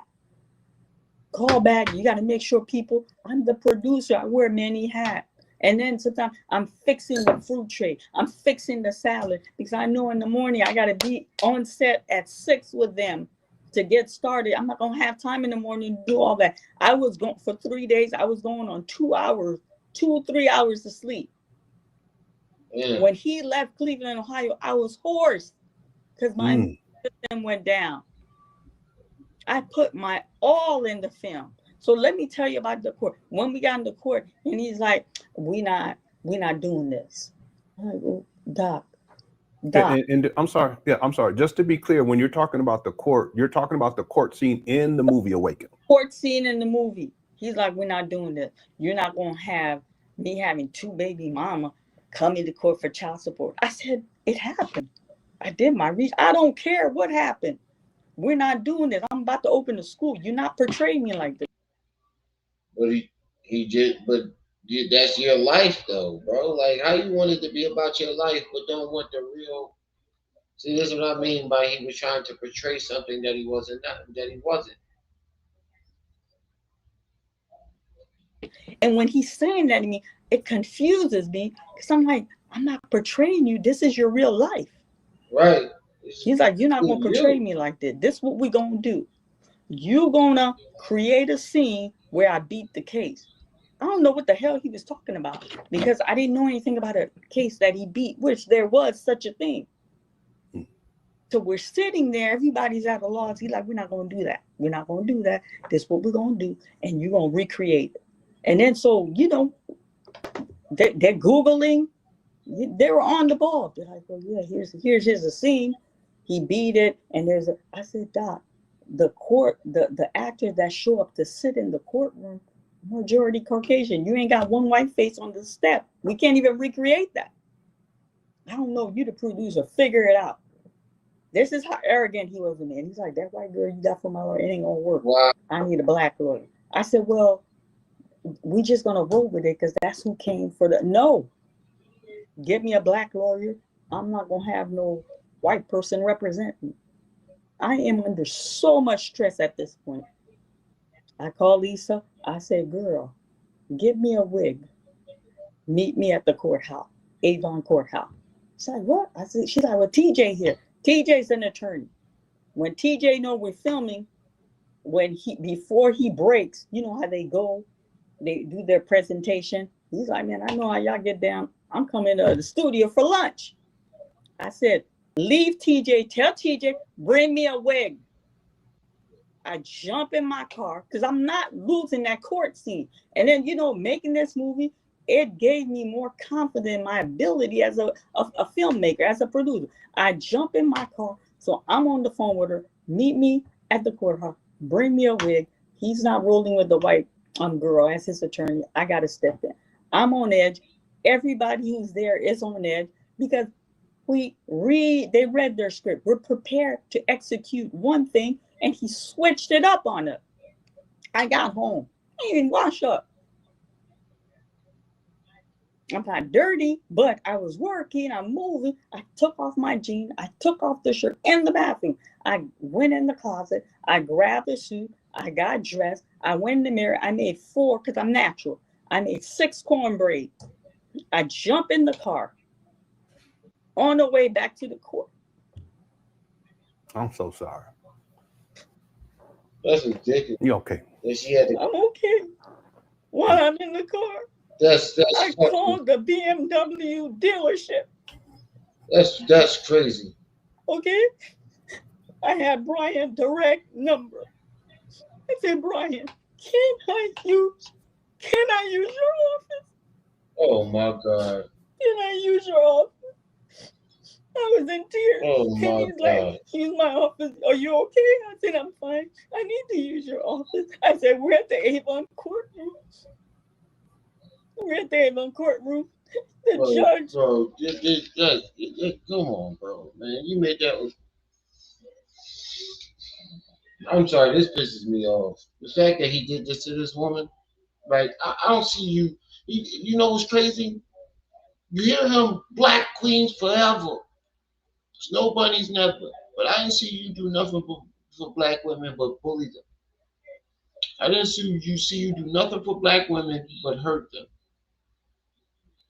Hurt and bully them. That's the only thing I seen him do for black women or to black women. You've never done nothing for them besides hurt them. You need. Oh man, this is an embarrassment to Philly. This is embarrassment to black men. Deny me using their chamber. They're like, hey, you guys have this amount of time. Use the courtroom, and you guys got to leave because they're gonna start a real court session. 25 people in the chat. Make sure y'all hitting that like button, family. Please make sure y'all hit that like button. We got 6 haters in the chat. You made this lady cry. I don't know about you, but I want to punch him in the mouth right now. I want to punch him in the mouth.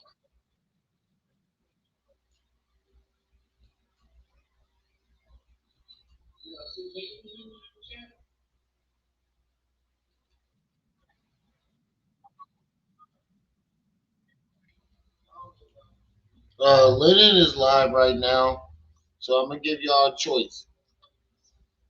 Would y'all like to finish off? Would y'all like to finish with this interview or see what Lenon is talking about?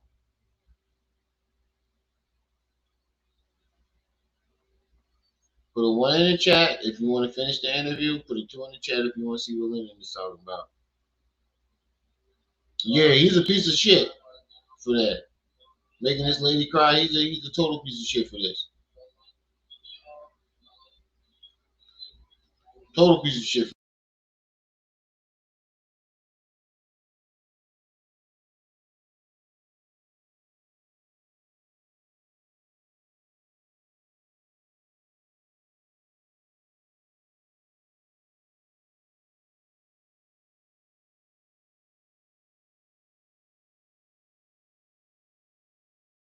I'm gonna let y'all pick.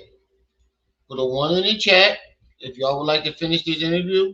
Put a 2 in the chat if y'all want to see what Lenon is talking about right now.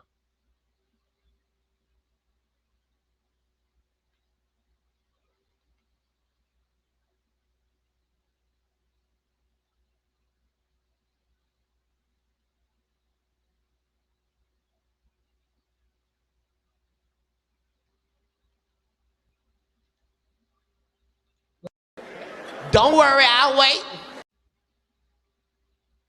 Don't worry, I'll wait.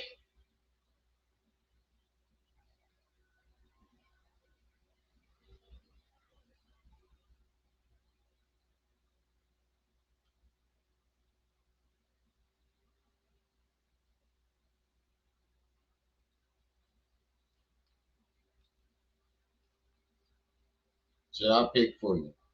Y'all taking too long. Y'all acting like y'all ain't in the chat. Like, what's going on? Y'all flipping back and forth between me and Lenon? Sound like it.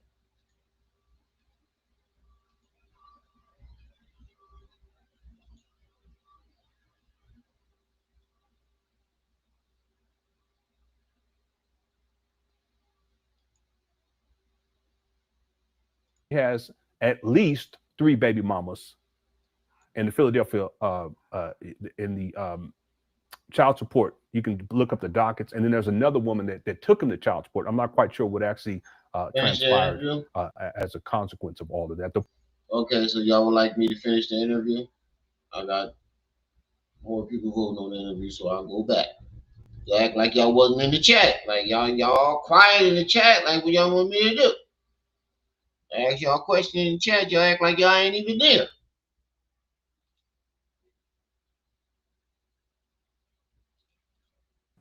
You sure? I asked him to use his office. This is diabolical, man. And he's like, Maryanne, calm down. Go back you can use my office for the remaining afternoon. This is diabolical, bro. You did this to this woman, bro. You did this to this woman, bro. This is what you did to this woman. This is Maryanne 7. What you missed it. This is Maryanne's interview with Lenon about getting that money from Umar from suing him, and she broke down in tears because of the mental stress and trauma that this man put her through. Took off the shirt in the bathroom. I went in the closet. I grabbed the suit. I got dressed. I went in the mirror. I made 4 because I'm natural. I made 6 cornbread. I jump in the car. On the way back to the court. I'm so sorry.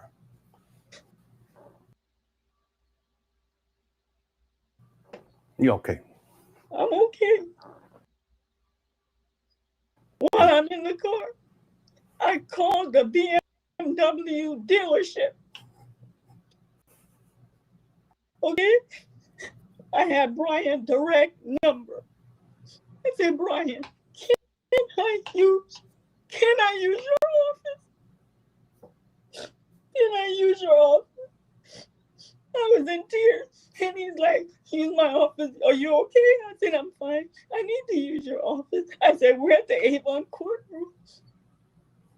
We're at the Avon courtroom. The judge denied me using their chamber. They're like, hey, you guys have this amount of time. Use the courtroom and you guys got to leave because they're going to start a real court session. Can I use your office? I asked him to use his office. And he's like, Maryanne, calm down. You can use my office for the remaining afternoon as long as you want. You know how I know that office? I brought my, see, in the conscious community, they teach you not to be slave of debt. I brought my BMW there. I paid cash for my BMW. When I sat down, we're about to do the paperwork. I was a cash paying customer. And it startled him. And he's like, Jason, she's a paying cash customer. And he, no, she's a paying customer. He came down. He's like, Miss Lauren, you're gonna come with me. I'm gonna finish up your paperwork. And I couldn't finish up my paperwork. I followed this man. He led me through a very lit corridor. We got on a elevator. I'm sorry. This is infuriating. This is infuriating. I'm not even gonna lie. This is very infuriating, bro. This is seriously infuriating, bro. He deserves a huge slap in the face by every black man on the planet. I wish we can all form a big ass Voltron hand and the fuck is wrong with you? Just a big ass, every black man just like a spirit bomb. Lend me your energy. A big ass spirit slap. Lend me your energy. Every black man in the world, put your hands up right now to give him a, the fuck is wrong with you? Well, that's somebody's mama. That's somebody's auntie. That's somebody's wife. That's somebody's sister. And he walks around claiming he do this and do that for black women. This is what he does to black women.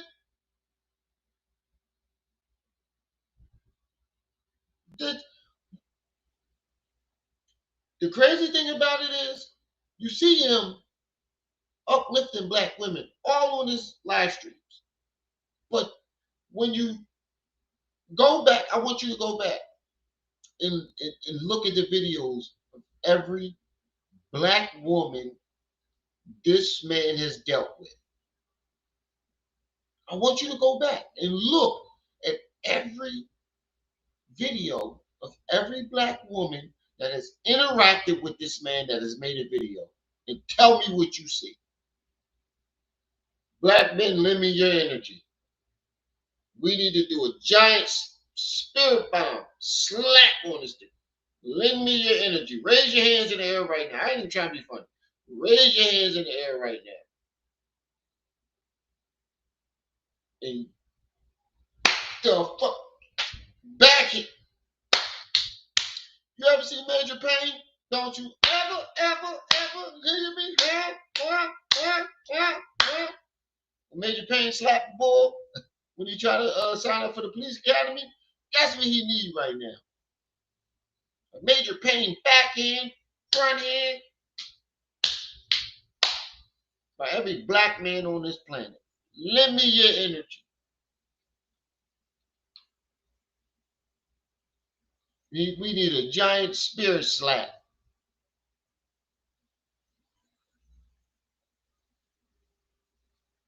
And that's why the alien punched him in his eye.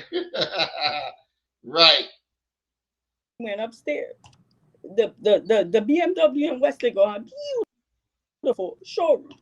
When we went upstairs, this is how I knew this office exists. So when I sat there with him, I said, I got to pick up my kids. He's like, we're going to make this really swift for you. I just need you to sit down. he was uneasy, and he's like, I want my clients to be comfortable. Anything over $10,000, we have to report it to the IRS. So I'm letting you know you're a cash paying customer. I have to report it. I'm like, okay. So I guess, I don't know if he thought I was coming in here with some drug money. I don't understand. Next thing I know, he called so they could bring the paperwork. This lady came. There was a little cart with drinks. I don't know what the hell. I signed the paper. This is how I know the office exists. So when I called them, so I'm in the car, back on track. I'm getting to the court. By the time Lisa came, he need a Joe Jackson ass whooping. Umar, go outside and give me a switch. Man, we're pulling in together. I said, girl, you got the wig. She's like, yeah. And I'm grabbing the wig from her. She's like, you got to put that cap on. So you're a man. When you put in the wig, you got to put a little cap on and then put the wig. So in the parking lot, we're going back in the court. I'm putting the cap. I'm putting the wig. She trying to brush the wig. I'm like, girl, we ain't got time for this. We need to execute this because we gotta vacate the court. And then when I walked in, I could see the despair in their face because everybody's confused. They're looking at me. This is my production. You're the captain of the ship. We don't understand what's happening here because he's like, the 4th scene we came to film, he ain't having it. He gave us a whole new scene. Ada, just tell her I'm doing it. I probably got emotion. A lot of my friends are looking. Okay, so I lost my train of thought. So I walked in there and the cemetery officer said, "What are we doing?" I said, "We're gonna get me coming in the courtroom. You're gonna get me entering security. You're gonna get me entering the courtroom." I said, "Entering security? We don't have nobody in security." I said, "Well, ask the security guard. These are real court people." Like, "No, you're not gonna use any employee. We're giving you the physics. Get what you guys get, and you gotta leave." I said, "Okay, I'm just gonna go through the security without a guard." If you go back and look at the movie, I go through. There's no. In real life, there's a guard that frisks you. You got to put your stuff. We couldn't film the real, like they're not having that. Yo, honorable mention. Look, let me show y'all how much of a fucking hypocrite Umar is and how much he doesn't care about black women or black children. We've seen how much he does not care about black women. Now watch this.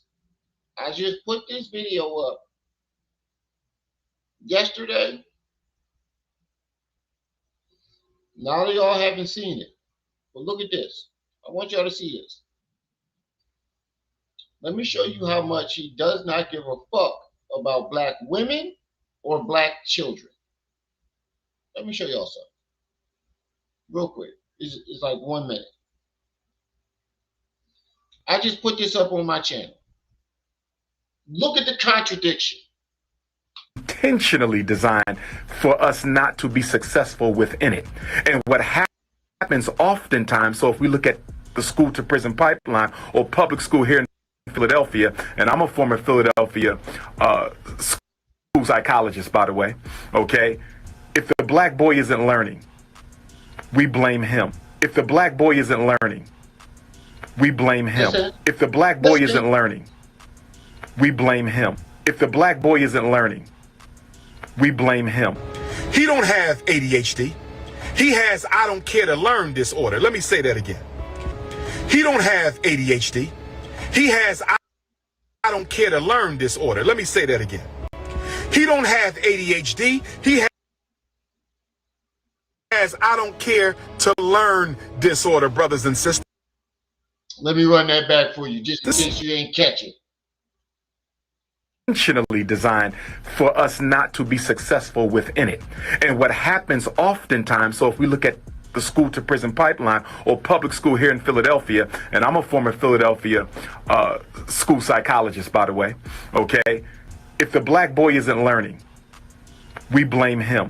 If the black boy isn't learning, we blame him. If the black boy isn't learning, we blame him. If the black boy isn't learning, we blame him. He don't have ADHD. He has I don't care to learn disorder. Let me say that again. He don't have ADHD. He has I don't care to learn disorder. Let me say that again.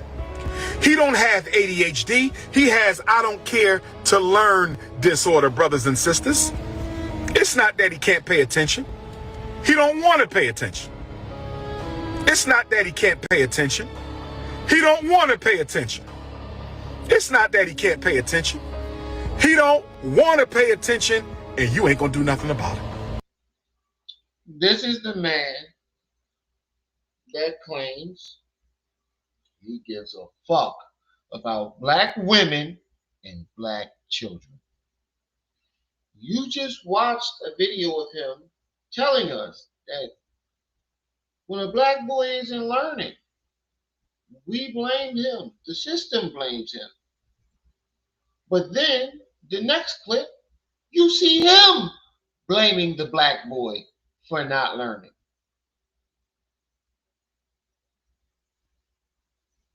This is who we dealing with, folks.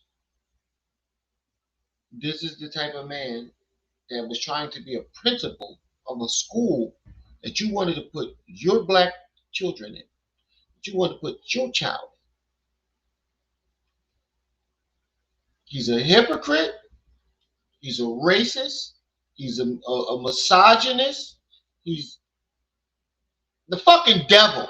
His mom refers to him as the devil.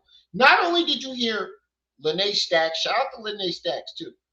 You heard her say that his mom refers to him as the devil.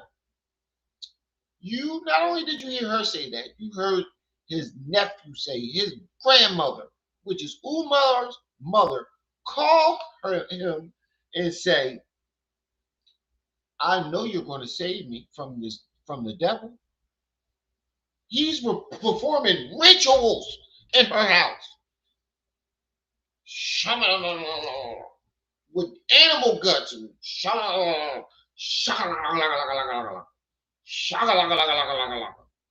with animal guts. He's probably sitting in his room, butt naked, holding a raw chicken, talking about some shagalagalagalagalagalaga. Bro, this is fucking ridiculous. Hold on, man. I'm about to read it now. If you want to know a man, don't be blinded by material things or his position. Pay attention to the condition of his children. That will tell you everything you need to know. Facts. Facts. 30 people in the building. Make sure y'all hitting that like button. Make sure y'all hitting that like button for me, family. That nigga probably sitting in the house butt naked with a raw chicken talking about shagalagalagalagalagalaga. Now,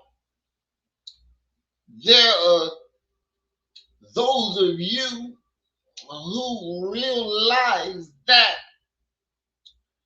Brother Frederick Douglass and Brother Marcus Garvey and Brother Umar Johnson want you to give generously to FDMG, and people ask, why come FDMG ain't even open yet? Why come it's mold on the side of the school, but he talking about he about to open it? Why come he ain't let nobody see the inside the buildings, and he ain't even inside the building? Don't ask, I said. Don't ask, I said. Don't ask. No questions. Just run them donations.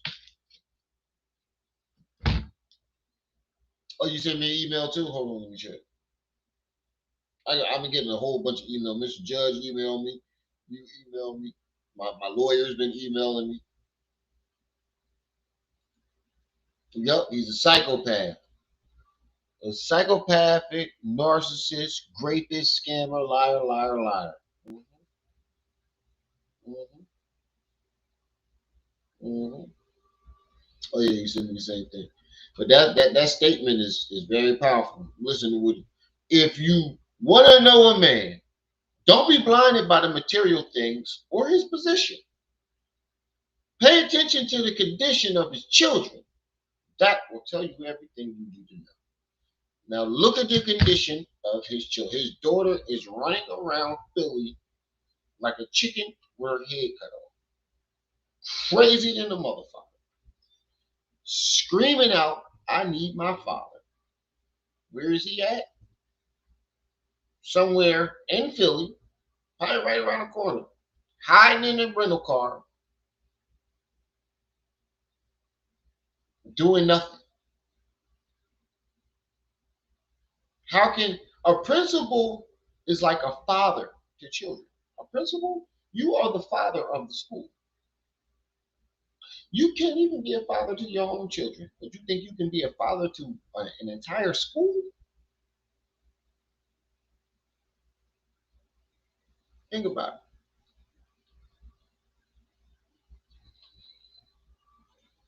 it. And once we got that scene, we packed up. It's a lot. We packed up. We headed to BMW showroom. Everybody, including him. And he had an attitude like, okay, I don't like all this shuffling. Like I could tell he was irritated. So when we got to the BMW, where you guys saw him walking, you saw the prosecutor, and when you saw the white girl that opened the door, said, the judge will see you now. That's who came to play his attorney. But he ain't having no white woman represent him. So I stepped in. You understand me? So we executed that scene at BMW in Westlake, Ohio. And if you go back and relook at the movie, you can see, because in his office, you can see the showroom. But it was probably well done. That's it. I'm fine. Tell them I'm fine. I'm fine. I'm fine. I'm fine. I'm sorry. I told you, every time I talk about him, it triggers me. So we finished the film. That man let me use his office. We finished the film at the BMW in Westlake. That's where we finished the court scene. So when you guys look at the scene, everybody think we're in the judge's chamber. We're not. No, you can tell that you're sitting somewhere weird. Went on for 3 days. 3 days. Him changing it up. You don't know if it's going to be a whole new scene. You don't know what he's going to. This went on for 3 days. And I was dealing with the fact that there was issue with the young ladies. I dealt with that. Wow. I dealt with that. Wow. Imagine trying to hold everything. You got to think about it. She's the producer of the film. So she is the glue. She has to hold everything together. So she's dealing with his hissy fits, acting like a fucking diva. That's female shit that he was doing. He was acting like a straight diva. A straight up diva. No question. That's diva mentality. Oh, you gonna put me in this motel and I'm not going to the welcome dinner. She put a whole dinner together. You trying to sacrifice animal guts in her house and diva, weird diva shit. Beyond diva shit. You RuPaul type shit. I don't know what the fuck he was type time he was on. And then you're sexually harassing the cast members. So she got to deal with him being an asshole and fucking her up, and then she got to deal with other people trauma too, trying to keep them from leaving and suing. Bro, that must have been a nightmare. That must have been a total nightmare.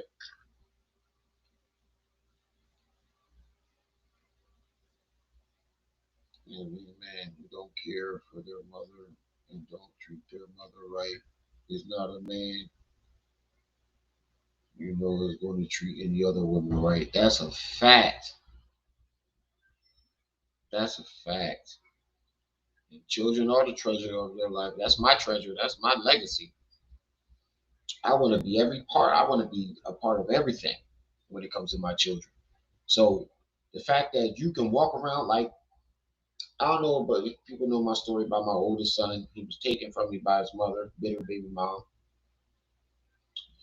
and I haven't seen him since he was 4 years old. And every single day, I walk since that last day I saw him. I every day I feel like I'm walking around with a big chunk of me, a big chunk of my mind, body, and soul is missing. Is missing. I still have nightmares about it. Nightmares of my son coming to me and he don't know who I am, and I'm trying to tell him what happened and he doesn't care. Like, I have nightmares about it. I feel like a big chunk of my mind, body, and soul. Like, having other children, yes, that does heal some part of you. But every day, I have not been the same since that day. I feel like a huge chunk, like a lion demon just came and took a chunk out of my mind, body, and soul, and, and gobbled it up and walked away. And I've been missing it ever since. So for you to be able to walk around with 3 kids four kids allegedly, that you just don't give a fuck about, and then the shit just going on with your mother, oh, that man is evil. He is the devil incarnate. Then you do this shit to all your people, your whole community. You did this to, not only did you do, yo, that's what I want people to realize. And I want you to clip this, Manny. Clip this. Not only did you do this shit to your family, your mother, your children, you did this shit to the your community, your people. Look at his track record. His children, his mother, his family, now his people. That man does not care about nothing else in this world besides Umar. Look at his track record. His daughter is running around homeless, screaming, "I need my dad." His family said that he cut him off, won't let him see his mother. His mother calls him the devil. And now we're really finding out that he spent the people's money. It's the devil incarnate. In my opinion, this is my opinion. This man does not care about nothing besides himself. If you can do that and still wake up and smile, to hurt your kids, hurt your family, hurt your mother, hurt your people, and still walk around and smile, call yourself Big King Kong and Big Papa Tunde and I'm this, that, and the third. If you look at his last rant, me, I. I'm this, I'm that. Look at the melanin, and I'm this and I'm that. All it was about him. Yeah, he threw some shit in there about, oh, y'all black kids getting doped and y'all drugging y'all kids. Then it right back to me, I. Then he jumps to Black Queens Forever, me, I. If you look at the whole entire rant, with the majority of it, 90% of it was me, I. Look at all his other rants. So ever since he got comfortable, me, I. Diddy's little brother is a fucking devil. Yeah, I know. I know. I'm a great father, and I know one day I'm going to get my chance to see my son.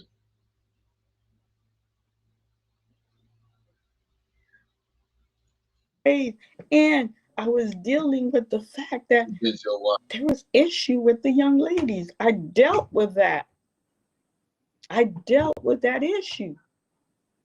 The scene where he got the phone call from Malik.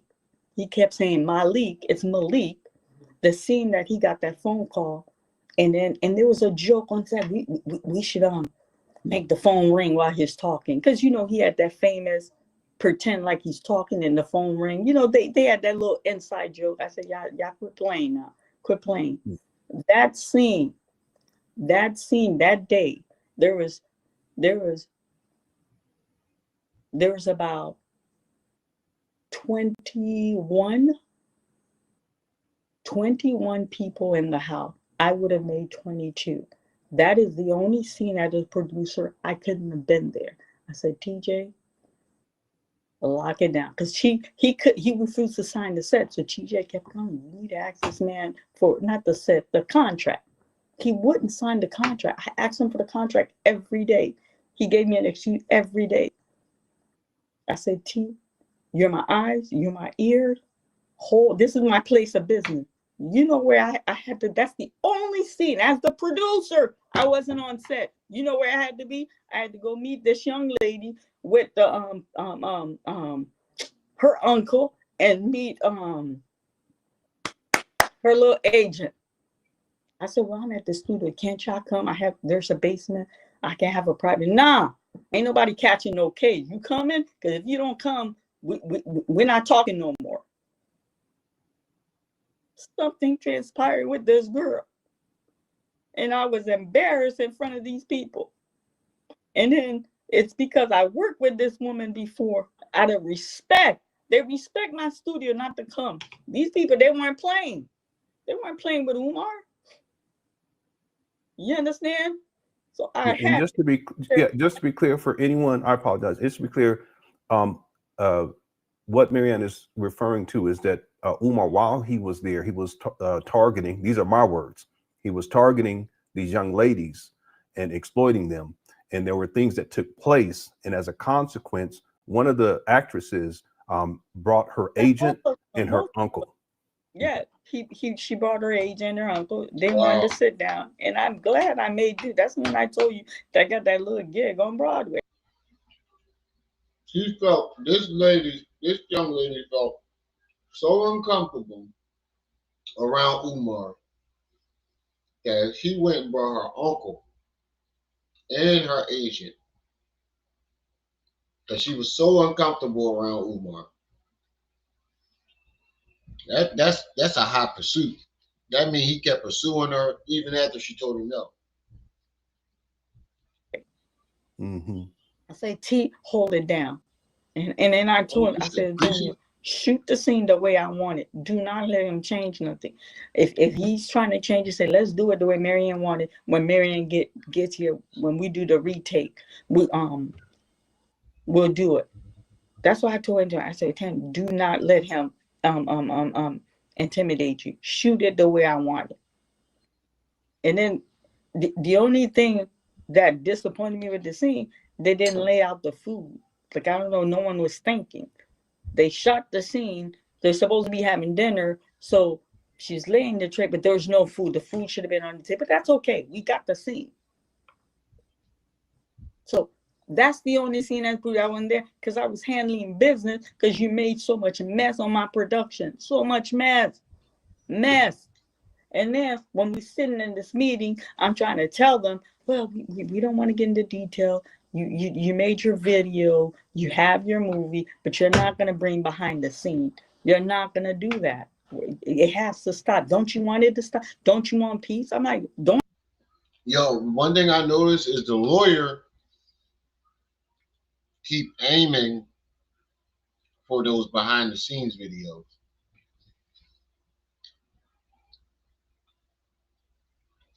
They keep saying you're not gonna play the behind the scenes video. I want to know. What the fuck was he doing behind the scenes that she got on camera? Because he knows. He obviously knows that he did something off camera and she got footage of it. He obviously knows what he did. I want to know what the fuck did he do off camera that he had to go grab a lawyer. That should let you know that this motherfucker is the devil. Don't I want peace? He's calling my house. You asking me, don't I want peace? Like, what are you talking about? He's getting on my channel, subscribing to a paid member. Don't I want peace? Who's the one who's not looking for peace? I want to know.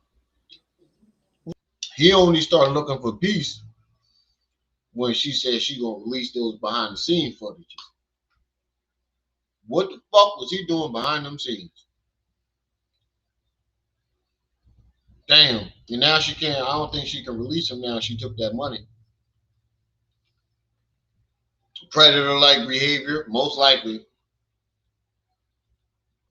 You understand what I'm saying? So the settlement, the check they gave is for all my loss seen, the money that I lost in production. The money that I lost in production, my donation money, and then for my pain and suffering. In a video, I did say I got therapy. So they well, here, you said you went to therapy. So they covered all the bases. You said you went to therapy. But first of all, I have insurance. I did pay a co-payment, but they paid everything. They paid the money, the insurance that I didn't pay. I was on there. I said, I got insurance. I'm well covered. Yeah, I want to throw the co-pay. No, we're throwing everything. See? And I only did. And like Uncle Malik said, she let them know that her insurance paid for everything, that you ain't have to pay for that. Does that sound like a bitter woman? She could have got Umar for everything that he had. Not one time did I hear her demand any type of money, but only to recuperate the money that she spent on this film. That's it. I didn't hear her ask or make any demands. Now, a bitter woman is going to make a lot of demands. She's going to want more money than that. A bitter woman, I mean, $60,000 is a lot of money. But a bitter woman is going to do it for the principle of breaking him. Does this sound like this woman wants to break him in any type of way? This sounds like a woman that just was bullied and mentally battered. And she's just telling her side of the story.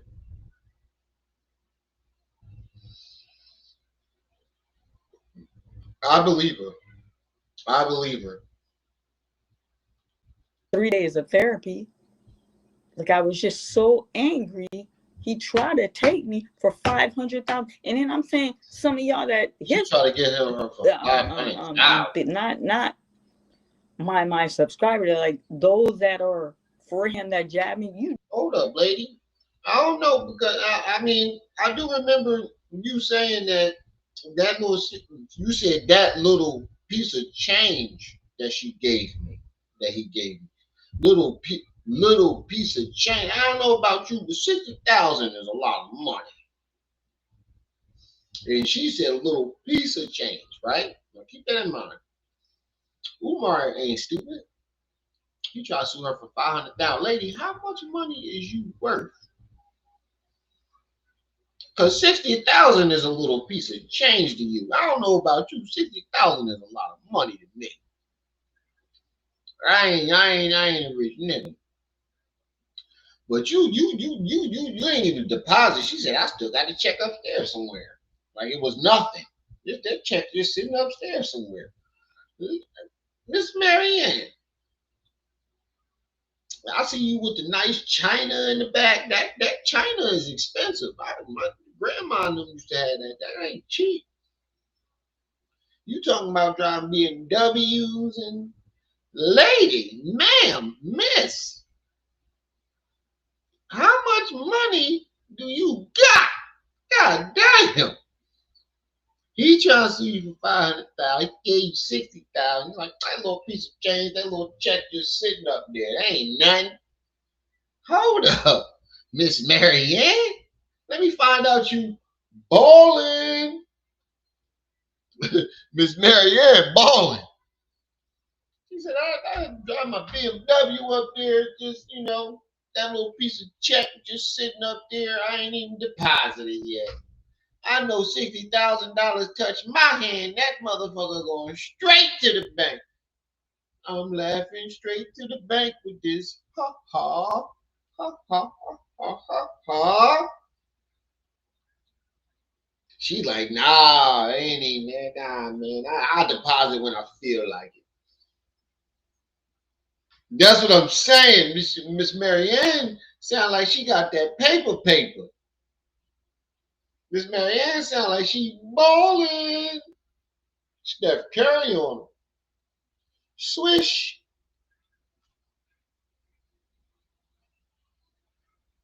That's what I'm saying. I bought my BMW cash. Hold up. Oh, behold the boat. Miss Maryanne. He talking about he trying to sue you for $500,000. And you got a $60,000 check, and you was like, yeah, that check just sitting upstairs somewhere. I don't even know where it's at. Fuck that check. That little piece of change. Hold up. Jabbing me. Let me tell you something. You got your home. You got your wife. You got your kid. You and I fall out. The way our counterpart work when they come after you, they came after Bill Cosby. How did they come after you? They hit you in the pocket. So I come. What she do for a living? You lose everything. Do you know if this man was successful, I wouldn't have been sitting in this house right here. This house, my home. Would y'all think I got 500,000 just laying around waiting to pay Umar? You kidding me right here? I would have to liquidate my asset. I would have to. I need to have some of the money, but I would have to come to that. Like I would have to sell my little studio. Hold up, and she got a little studio. Oh, Miss Maryanne, what's your net worth? You married? Say now, let me stop. That was a joke. That was a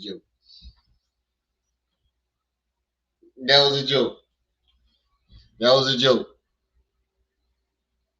You're making accusations. Cut the camera. Hold up, Miss Maryanne. You married? You like young niggas? you like them young? Say, let me stop for Unc get me. Let me stop for Unc and Manny come up here talking about, really, what the fuck is wrong with you, boy? Nah, I'm just joking. I'm just joking, y'all. I'm just joking.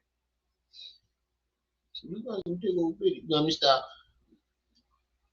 Let me stop for Manny and Uncle Bleak be cussing me out tomorrow. That was a joke. I'm just joking. I ain't trying to disrespect her in any type of way. All I'm saying is she balling. Oh, she was a nurse. Oh yeah, she was in scrubs in that one video. Nurses make a lot of money. Yeah, they make a couple of dollars. Yeah, she definitely got her life together.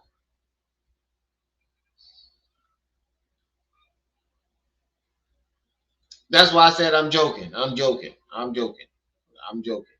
It was a joke. Calm down. I don't want no. It was a joke. Just making a joke. That's it. I like to be funny sometimes. Now, if I wouldn't have sold my home, but I would have to get some kind of home equity loan on my house. Do you see what he's trying to do? See, you're not in my shoes, you're not in my position. I don't think some of them understand when I was going through that court process with him. Look, man, texting me now. Stuff he did. Nasty. I'm just playing, I wasn't an enemy. Bro. He showed no remorse. He didn't get away with it, but when he was attacking me, he didn't care. He did not care. It angered me. And then when he's sitting there with his he ain't never said nothing. Had a mean look. I'm like, is he on medication? Like this. You understand? What? Never utter a word. He never utter a word. So I'm messy. I call the one that I gave you his picture, because you're like, I don't want you to get in trouble. Should we put I said, put the lawyer's picture up. Trouble for what? That was his attorney. Ain't nobody making this up. He served me. You put everything up. So he watched your show too. So I called him up. This is me being messy, right? I said, hey, Umar settled with me. You weren't in the lineup, because there was 2 attorneys in Cleveland and the one sitting next to him in Philly. I said, you weren't in the lineup. And he's like, Miss Lauren, there's nothing to discuss. I said, well, I'm calling you to tell you he threw you under the bus. Now, I wish I didn't say what I said, because I didn't get a chance to tell him how they threw him under the bus. But I know he's looking. Well, let me tell you how they threw him under the bus. These people said, they're like, well, he sent you a cease and desist letter. He wanted it to stop. The suing, he's traveling. He's very busy. The lawyer took some initiative on his part. He didn't communicate. Stop it, family. Yeah, I would definitely love to interview her.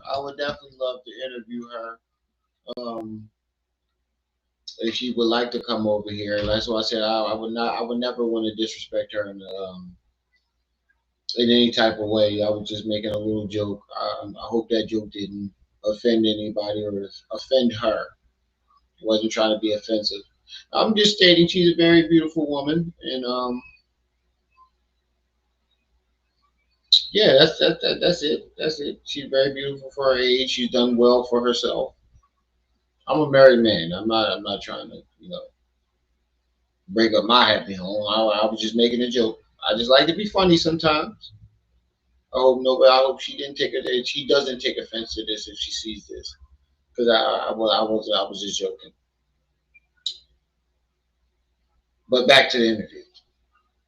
But I would love to have her over here and interview her. Mr. Honor, you're gonna have a lawyer, and he's moving on, doing stuff without your. So they want to believe.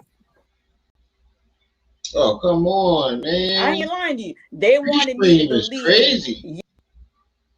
Yeah, he wanted. I never had these problems but the $500,000, that was kind of foggy to him. That was the lawyer making. When he learned about it, he's like, I don't know. That's a lie. That's a lie. So he put it on this guy. So this guy so they threw him under the bus. Now, I know he's looking. If you want, I'm going to be your witness. They told me that was you doing it. It wasn't him. Lies. Yeah, and for context, for people who don't know, Umar actually tried to sue Maryanne Laurent for $500,000. So the new attorney were saying, yes, he obtained that attorney for cease and desist, but when it came to the $500,000, like that was the lawyer, that was the lawyer giving notes. Mr. Honor, family. Like that wasn't him. That wasn't him. That man was clear.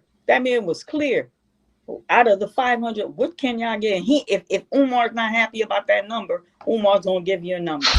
That was scare tactic for us to run to the bank and write him a check. So they're like, no, okay, we're not gonna argue, but we're telling you, you know, the lawyer took some initiative. He was he he didn't have knowledge of it by the time everything escalated, you know. So they're trying to clean it up for Umar. So when I called them, to give you guys contact, I said, you weren't in the lineup. You know, Umar tried to settle. You weren't in the lineup. And he's like, well, Miss Maryanne, you called me a gorilla. I said, a gorilla? I said, no. I didn't call you a gorilla. That's a majestic and intelligent animal. I called you a monkey. And I pissed them off and hung up. So I didn't get a chance. Yeah, I monkey on your. You even said. She said, no, I didn't call you no gorilla. A gorilla is actually intelligent. I called you a butt picking monkey, a poop throwing monkey.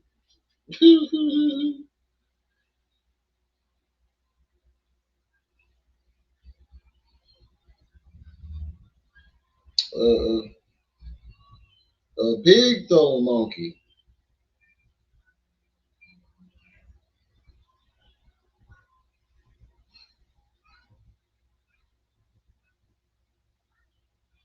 She said, no, I didn't call you no gorilla. Them things are smart.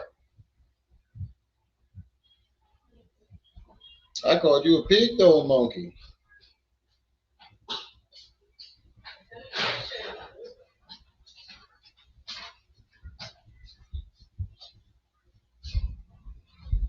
Hold on. Say that. Don't say that. No, the Caribbean monkey. I call him a monkey. Okay, all right. That's what I called him. And he hung up on me. Buster, everybody. Buster making debut. He laughing. No, every Umar, it the dog. I'm telling you too. Like, okay. And I never called you a gorilla. So I don't know how he got gorilla. I called you.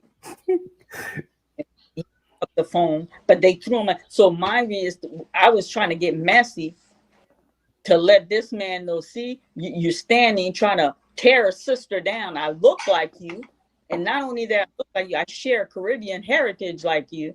You trying to tear me down, trying to rape me financially with him, and now these boys in my face talking about it was all you. It wasn't him. Lies. Yeah, that's pure crazy. Lies. Filthy, pure lies. So he hung up, and I could care less. He's watching too. So now you know this is how they threw you on the bus. And then after these people said he weren't gonna, I want you to play that thing. After these people said he wasn't gonna do anything, he's gonna tell them, I'm not gonna speak on her. I'm not gonna speak on her. I'm trying to. I had the word written when I was outside. I made it. I'm not going to speak on her. She's not worth my time. Oh, that nigga. There's not enough slander in the world that could take me down. Slander? Ain't nobody slandering you. You came on my set. You mess with every woman that get. Now there was about 2 of them. They didn't play that. One, she's a married woman. She's about business. She wasn't interested. That's the second time you heard about him trying to break up a happy home. But he's the advocate of black families, right? You made the first wife you made cheat. She was a mentor. She was a mentor. This is 2 different women under her that was married that he tried to break up their happy homes. The first woman, he actually succeeded in sleeping with her. And they had a whole fight. She explains this. Now you're trying to mess with a married woman on the set. Look, man, I don't know about y'all, but when you can become married, niggas don't play about their wives. You can get killed, bro. You can get unalive for that, bro. For real. For real.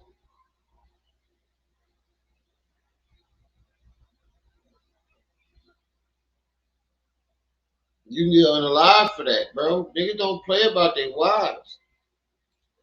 Entertaining you. Not everybody fell for the okie doke, but those who fell for the okie doke, they're grown folks. I can't control what grown folks do, but you destroy. If you conduct yourself in a business fashion, I wouldn't have these trouble. I had to leave my I couldn't even be on a scene because I had to handle business mess that you made as a producer. All the scene, that scene, I saw it for the first time in editing. I wasn't there. I said, hold down for me while I go handle this business with this girl and her uncle and her agent. These people were popping. They weren't playing. And then in the video, somebody said, well, what kind of producer? Somebody gonna call you, she's stranded, you didn't do. You know, a lot of them had like that.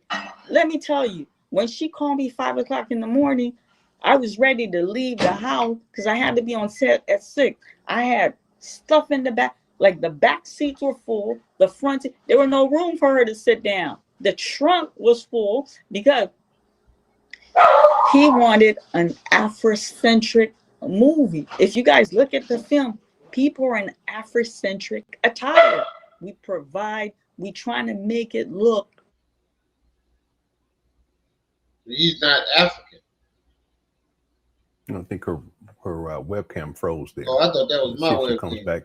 While we wait, I just want to mention that what she's referring to about the young lady at 5 in the morning was that We there was lost a young lady that honor, but I'm here.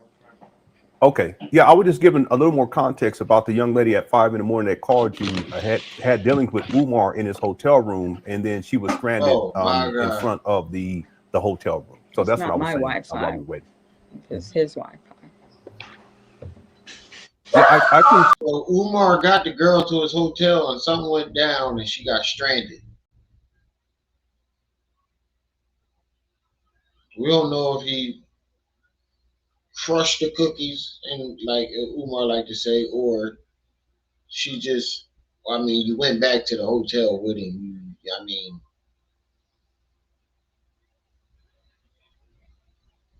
he did go to the hotel, so I can't really. Who knows what happened? He could have creeped her out, but you did go back there. You know what it's hitting for. You go back to the hotel. I mean, you come to my hotel room, you should already know what the fuck I'm expecting. So he probably, who knows what happened? Who knows? I want to give her the benefit of the doubt, but you did go to the hotel. I can hear you, but the video is frozen. I don't know if anyone can hear me, but Mr. Honor is no longer on the screen. Okay, let me try this. I'll let me close her out, and then maybe she'll come back on. Yeah. And then her screen will reset that way. But what she was referring to is a young lady that had dealings with Umar, intimate dealings with Umar. So he was in his hotel room, and she ended up being stranded. And it was about 5 a.m. in the morning in front of the hotel room, and she ends up calling Maryanne to try to see if she can help her out. That's what she was referring to there. Okay, let's. So he got the joint to the hotel, knocked that off, and then kicked her out. That's what it sounded like. He got her to the hotel, knocked her off, and then kicked her ass out. Bring her back on. Okay, I don't know what happened. Is it on my end or your end? Yeah, I think so. But what I did was I just took you back out, and then when you come back on, it's fine now. Okay, you got that new supercomputer. I'm happy too. I'm so happy. Yeah. Where I'm about to get a new one too. I'm about to hook all this shit up. My goodness. Wait till y'all start set up. I'm more excited about the computer than you are. No, I'm excited about it, and you're doing just fine too. Thank you so much for coming on and sharing with the audience. A lot of people have been rooting for you, and we're very supportive in the Cookie Crush chat. Very supportive of you too. Thank you. The Cookie Crush chat. So now I did give you a copy of the check to share it with them. I'm not obligated to show anything. And they might say, well, why stuff is covered? I don't want these people to come back and sue me. I'm not going to display their firm. And the memo, I had to cover that because payment on behalf of Umar, I had Jermaine Sherman, I had to cover that. And then the date of the transaction, people to try to Google, so I cover that. I put the year, and then I had to show my name, the written amount, and the amount. That's what kind of like, and then I took a picture of the back of the check because check have watermark. Yeah, you know, because it's like he has some of this work. Every receipt you give them, they clap back. Okay, you got paid, but you got to tell the world for why not? By sharing with you guys, it's because he cannot afford for me to bring the behind this. I'm just saying he cannot afford for me to bring the behind the scene. He can't. He can't afford it. It's a mess. He's mad. Listen, so I really feel sorry for him because I believe he, in Awaken, he was trying to live a fantasy and he butchered. I think if he had played it out the way it was written, it probably would have helped him a lot more than hurt him. It probably would have show more sympathy toward him. So he wanted this is my interpretation, what he wanted. He wanted to show everybody, I got a wife. This is what he want in real life that he can't master. So in the film, he invented this fiance and he wanted to have this big elaborate wedding, which I'm like, no, it's not in the script, a big elaborate, but I gave him a wedding at the end. I gave him a wedding. Y'all saw, that's how we closed the film. Practically. I gave him wedding. And then the school, and I was kind. There's a lot of stuff I didn't share. The school, when we got to the school, he wanted, the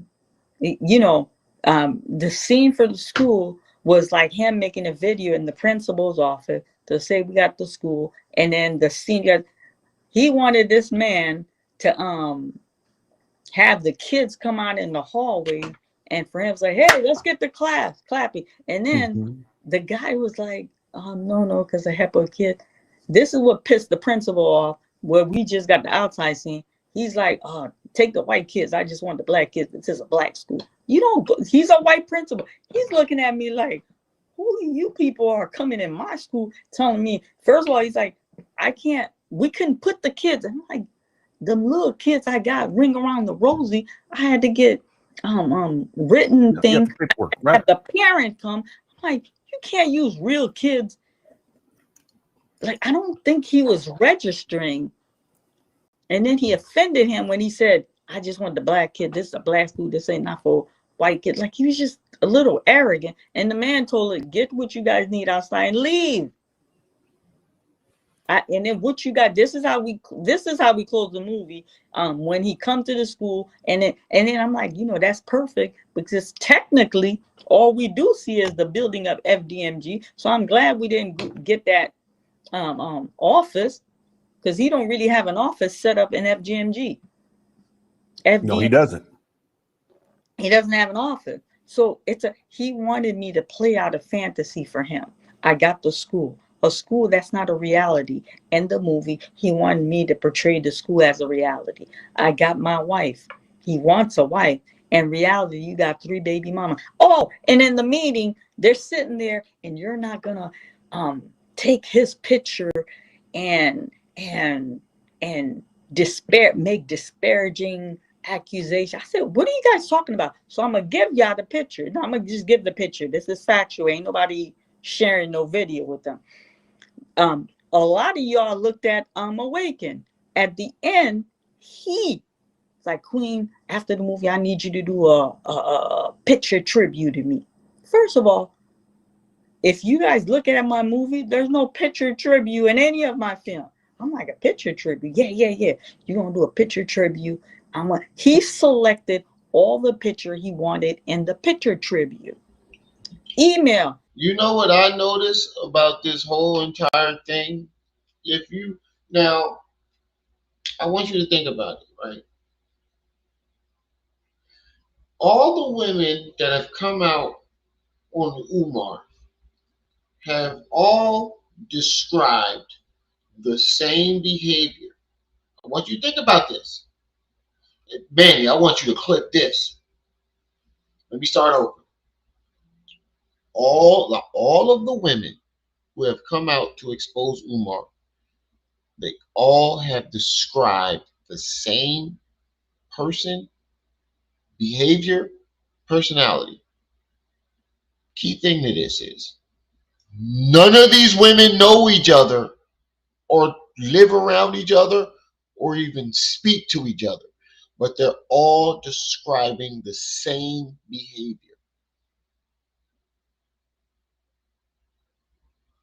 I want you to really think about this. Every single woman, from the conscious stripper to Lene Stacks to Maryanne, they're all describing the same behavior. I want you to go back and look at Lene Stacks' video. Go back and look at the conscious stripper video. They're all describing the same behavior. None of these women speak to each other. None of these women live in the same state.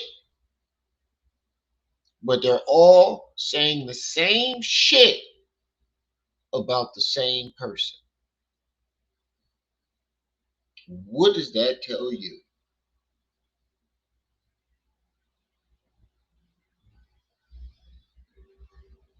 What does that tell you? None of these women speak to each other.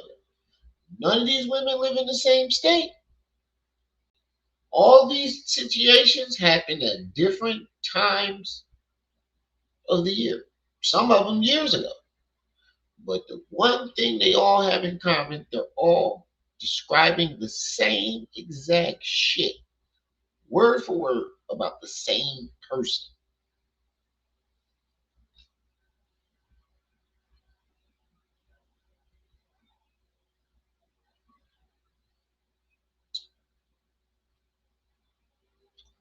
What would that tell you? One thing I realized that when a person is really the way people are just they're telling the truth. All of these women are saying the same exact shit about the same person. Some in a little bit different. They got a little bit of different details because of different situations. But if you sum it up, it's the same exact behavior about the same person. And none of these women talk to each other. They didn't get together and all come up with these stories. None of these women talk. But they all had interactions with the same man, and they all have the same story about that man. You put two and two together.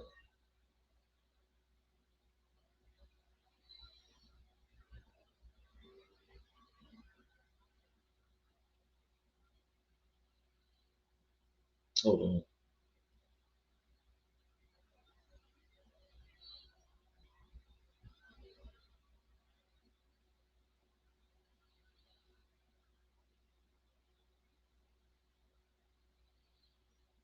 All right.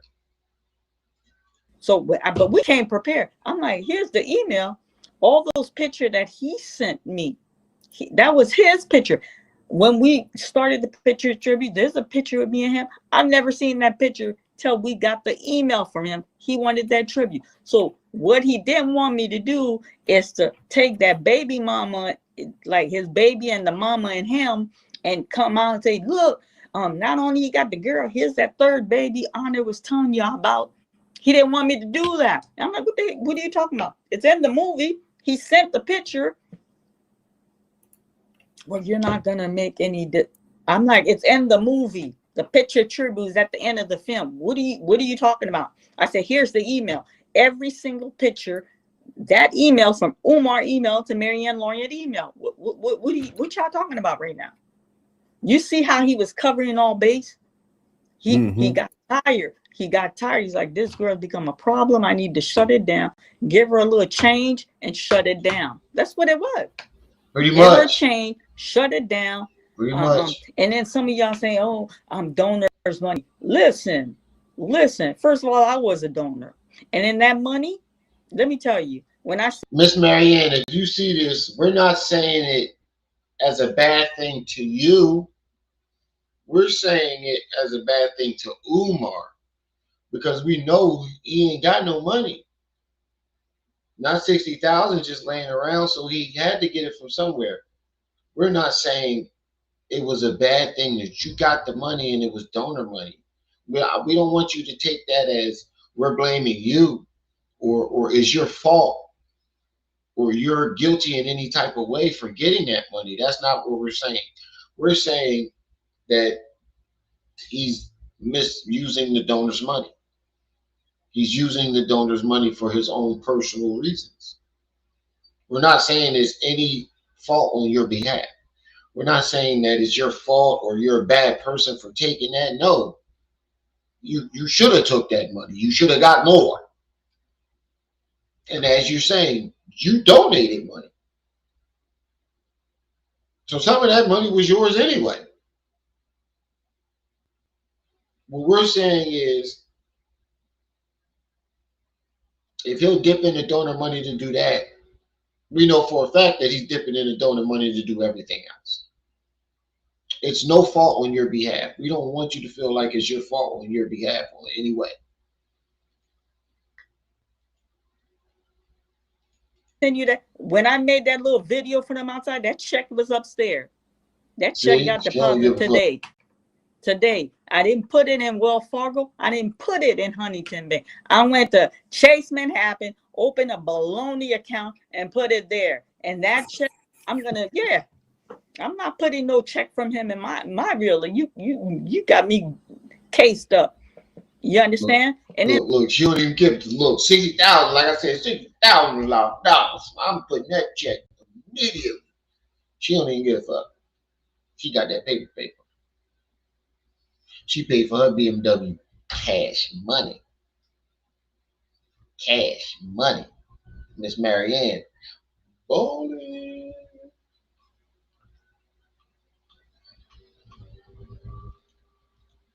I do good deed in my community. Right. I do. I have certificate from the city of Cleveland. I got medal. I got proclamation from the mayor, from sitting mayor.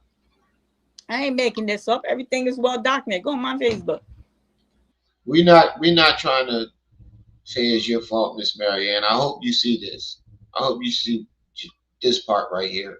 We do not want you to feel like you are a bad person for taking that money because you should have. You should have got him for more. In my eyes, you should have snatched every penny that man had for trying to take you for 500,000. That could have been your house. Like you said, you would have had to liquidate all your assets to pay him if he had one. What you could have did was took that money and then gave it back to the donors. I mean, if you wanted to, but even if you didn't want to, you deserve that money. Don't let nobody let you think or believe that you did not deserve that money. For all the hardship he put you through, you deserve every penny of it and more.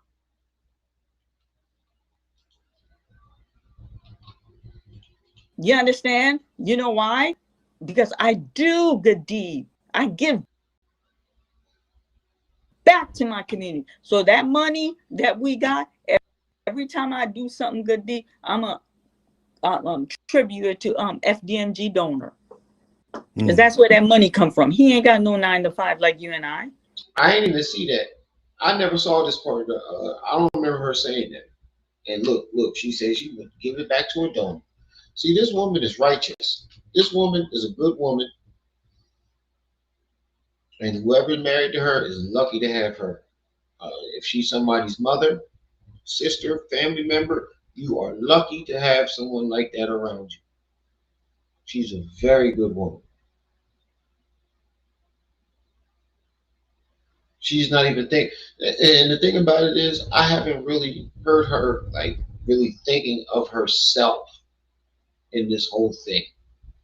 Like only when she said what he did to her, what he did to her, and her going to therapy. Yeah, that's solely about herself because that's the part, But she was thinking about the other people that he did damage to. But she's not just thinking about herself. I believe her, yo. I don't care what nobody. I believe her. Now I don't know about this polite video that she got, but as far as this thing go, I believe her.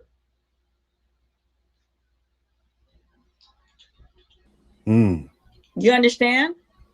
And then when we started the movie, I said, hey, for promotion, I do a toy giveaway every year. Why don't you join it with me?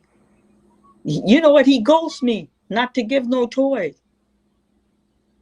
He didn't participate. I did that on my own. So when I make a project, I get profit. Much is given, much it's expected. I give back. I pay my tithes and offering, and I do charity work. I do a toy every year. It's documented on my thing. I do a back to school supply thing. Has he ever done that? He's opening a school. I don't think that man ever did a back to school supply. I do a coat. I'm not gonna buy the coat, but I pay to get the coat laundered.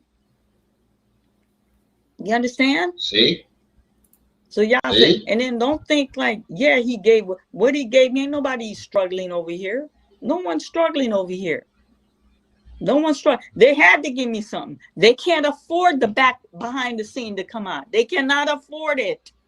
What did he do in the behind the scenes? Now he's probably trembling. Look at that. Look at that. Here's the ring. It's a look at that's a couple carats up in there. Genuine diamond ring. But I can't tell you the story behind my ring. Look how big that goddamn carat is. That's one diamond. It's a genuine diamond ring. Yeah, that's one diamond.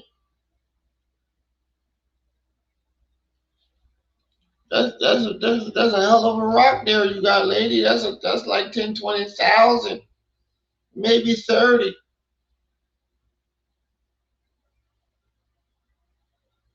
That's a huge rock you got there, miss.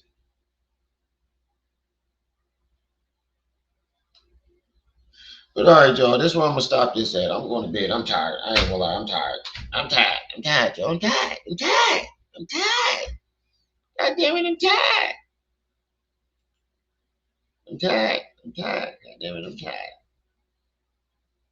I'm gonna stop this right here, y'all. I'm tired. I need to go to work tomorrow. I don't know about y'all.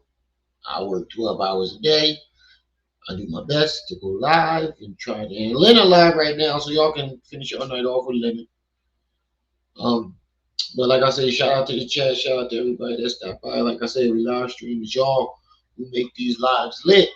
Don't forget to like, share, subscribe, comment your thoughts on this video. Let me know how y'all feel on this. It's your boy, the one and only Bridges Baby, Remiel, my aunt. You were just tuned in to Rim Rum TV. I'll see y'all when I see y'all. Until then, you better be careful there, little buddy. MIG going crazy. I've been out of my body, but I've been doing fine. I've been stacking my cash, I'm working overtime. Taking drugs, I told my twin go pull another line. I've been praying to my God that all my kidneys fine. Stacking money, stay ready, this life shit not a race. In the real nigga category when they nominate. Been a hustler since birth, I cannot just jog in place. Yeah, my aura so big it be hard to hide my face. Ain't no checking me, I'm super fly, ain't no catching me. I be trying to stay up on my grind, bad bitches testing me. Old friends getting mad, I leveled up, they ain't getting next to me. Some shit we don't get to choose, and this rap shit is my destiny. Pour it up and I sip, just spilled lean up on my kicks. Took a Canadian to the trench, she got out with different kind of stitch. I do shit that these niggas wish. Took a nigga bitch and fucked her in the whip. These niggas hating, I don't even trip. Dripping on a hater, I be seasick. Coming for it all, trying to get paid. Know I'm from the trenches, you ain't crime paid. Got a thing, Gotti at my days. Stay up all in route like Jamar Chase. Take it to the top like I'm dead.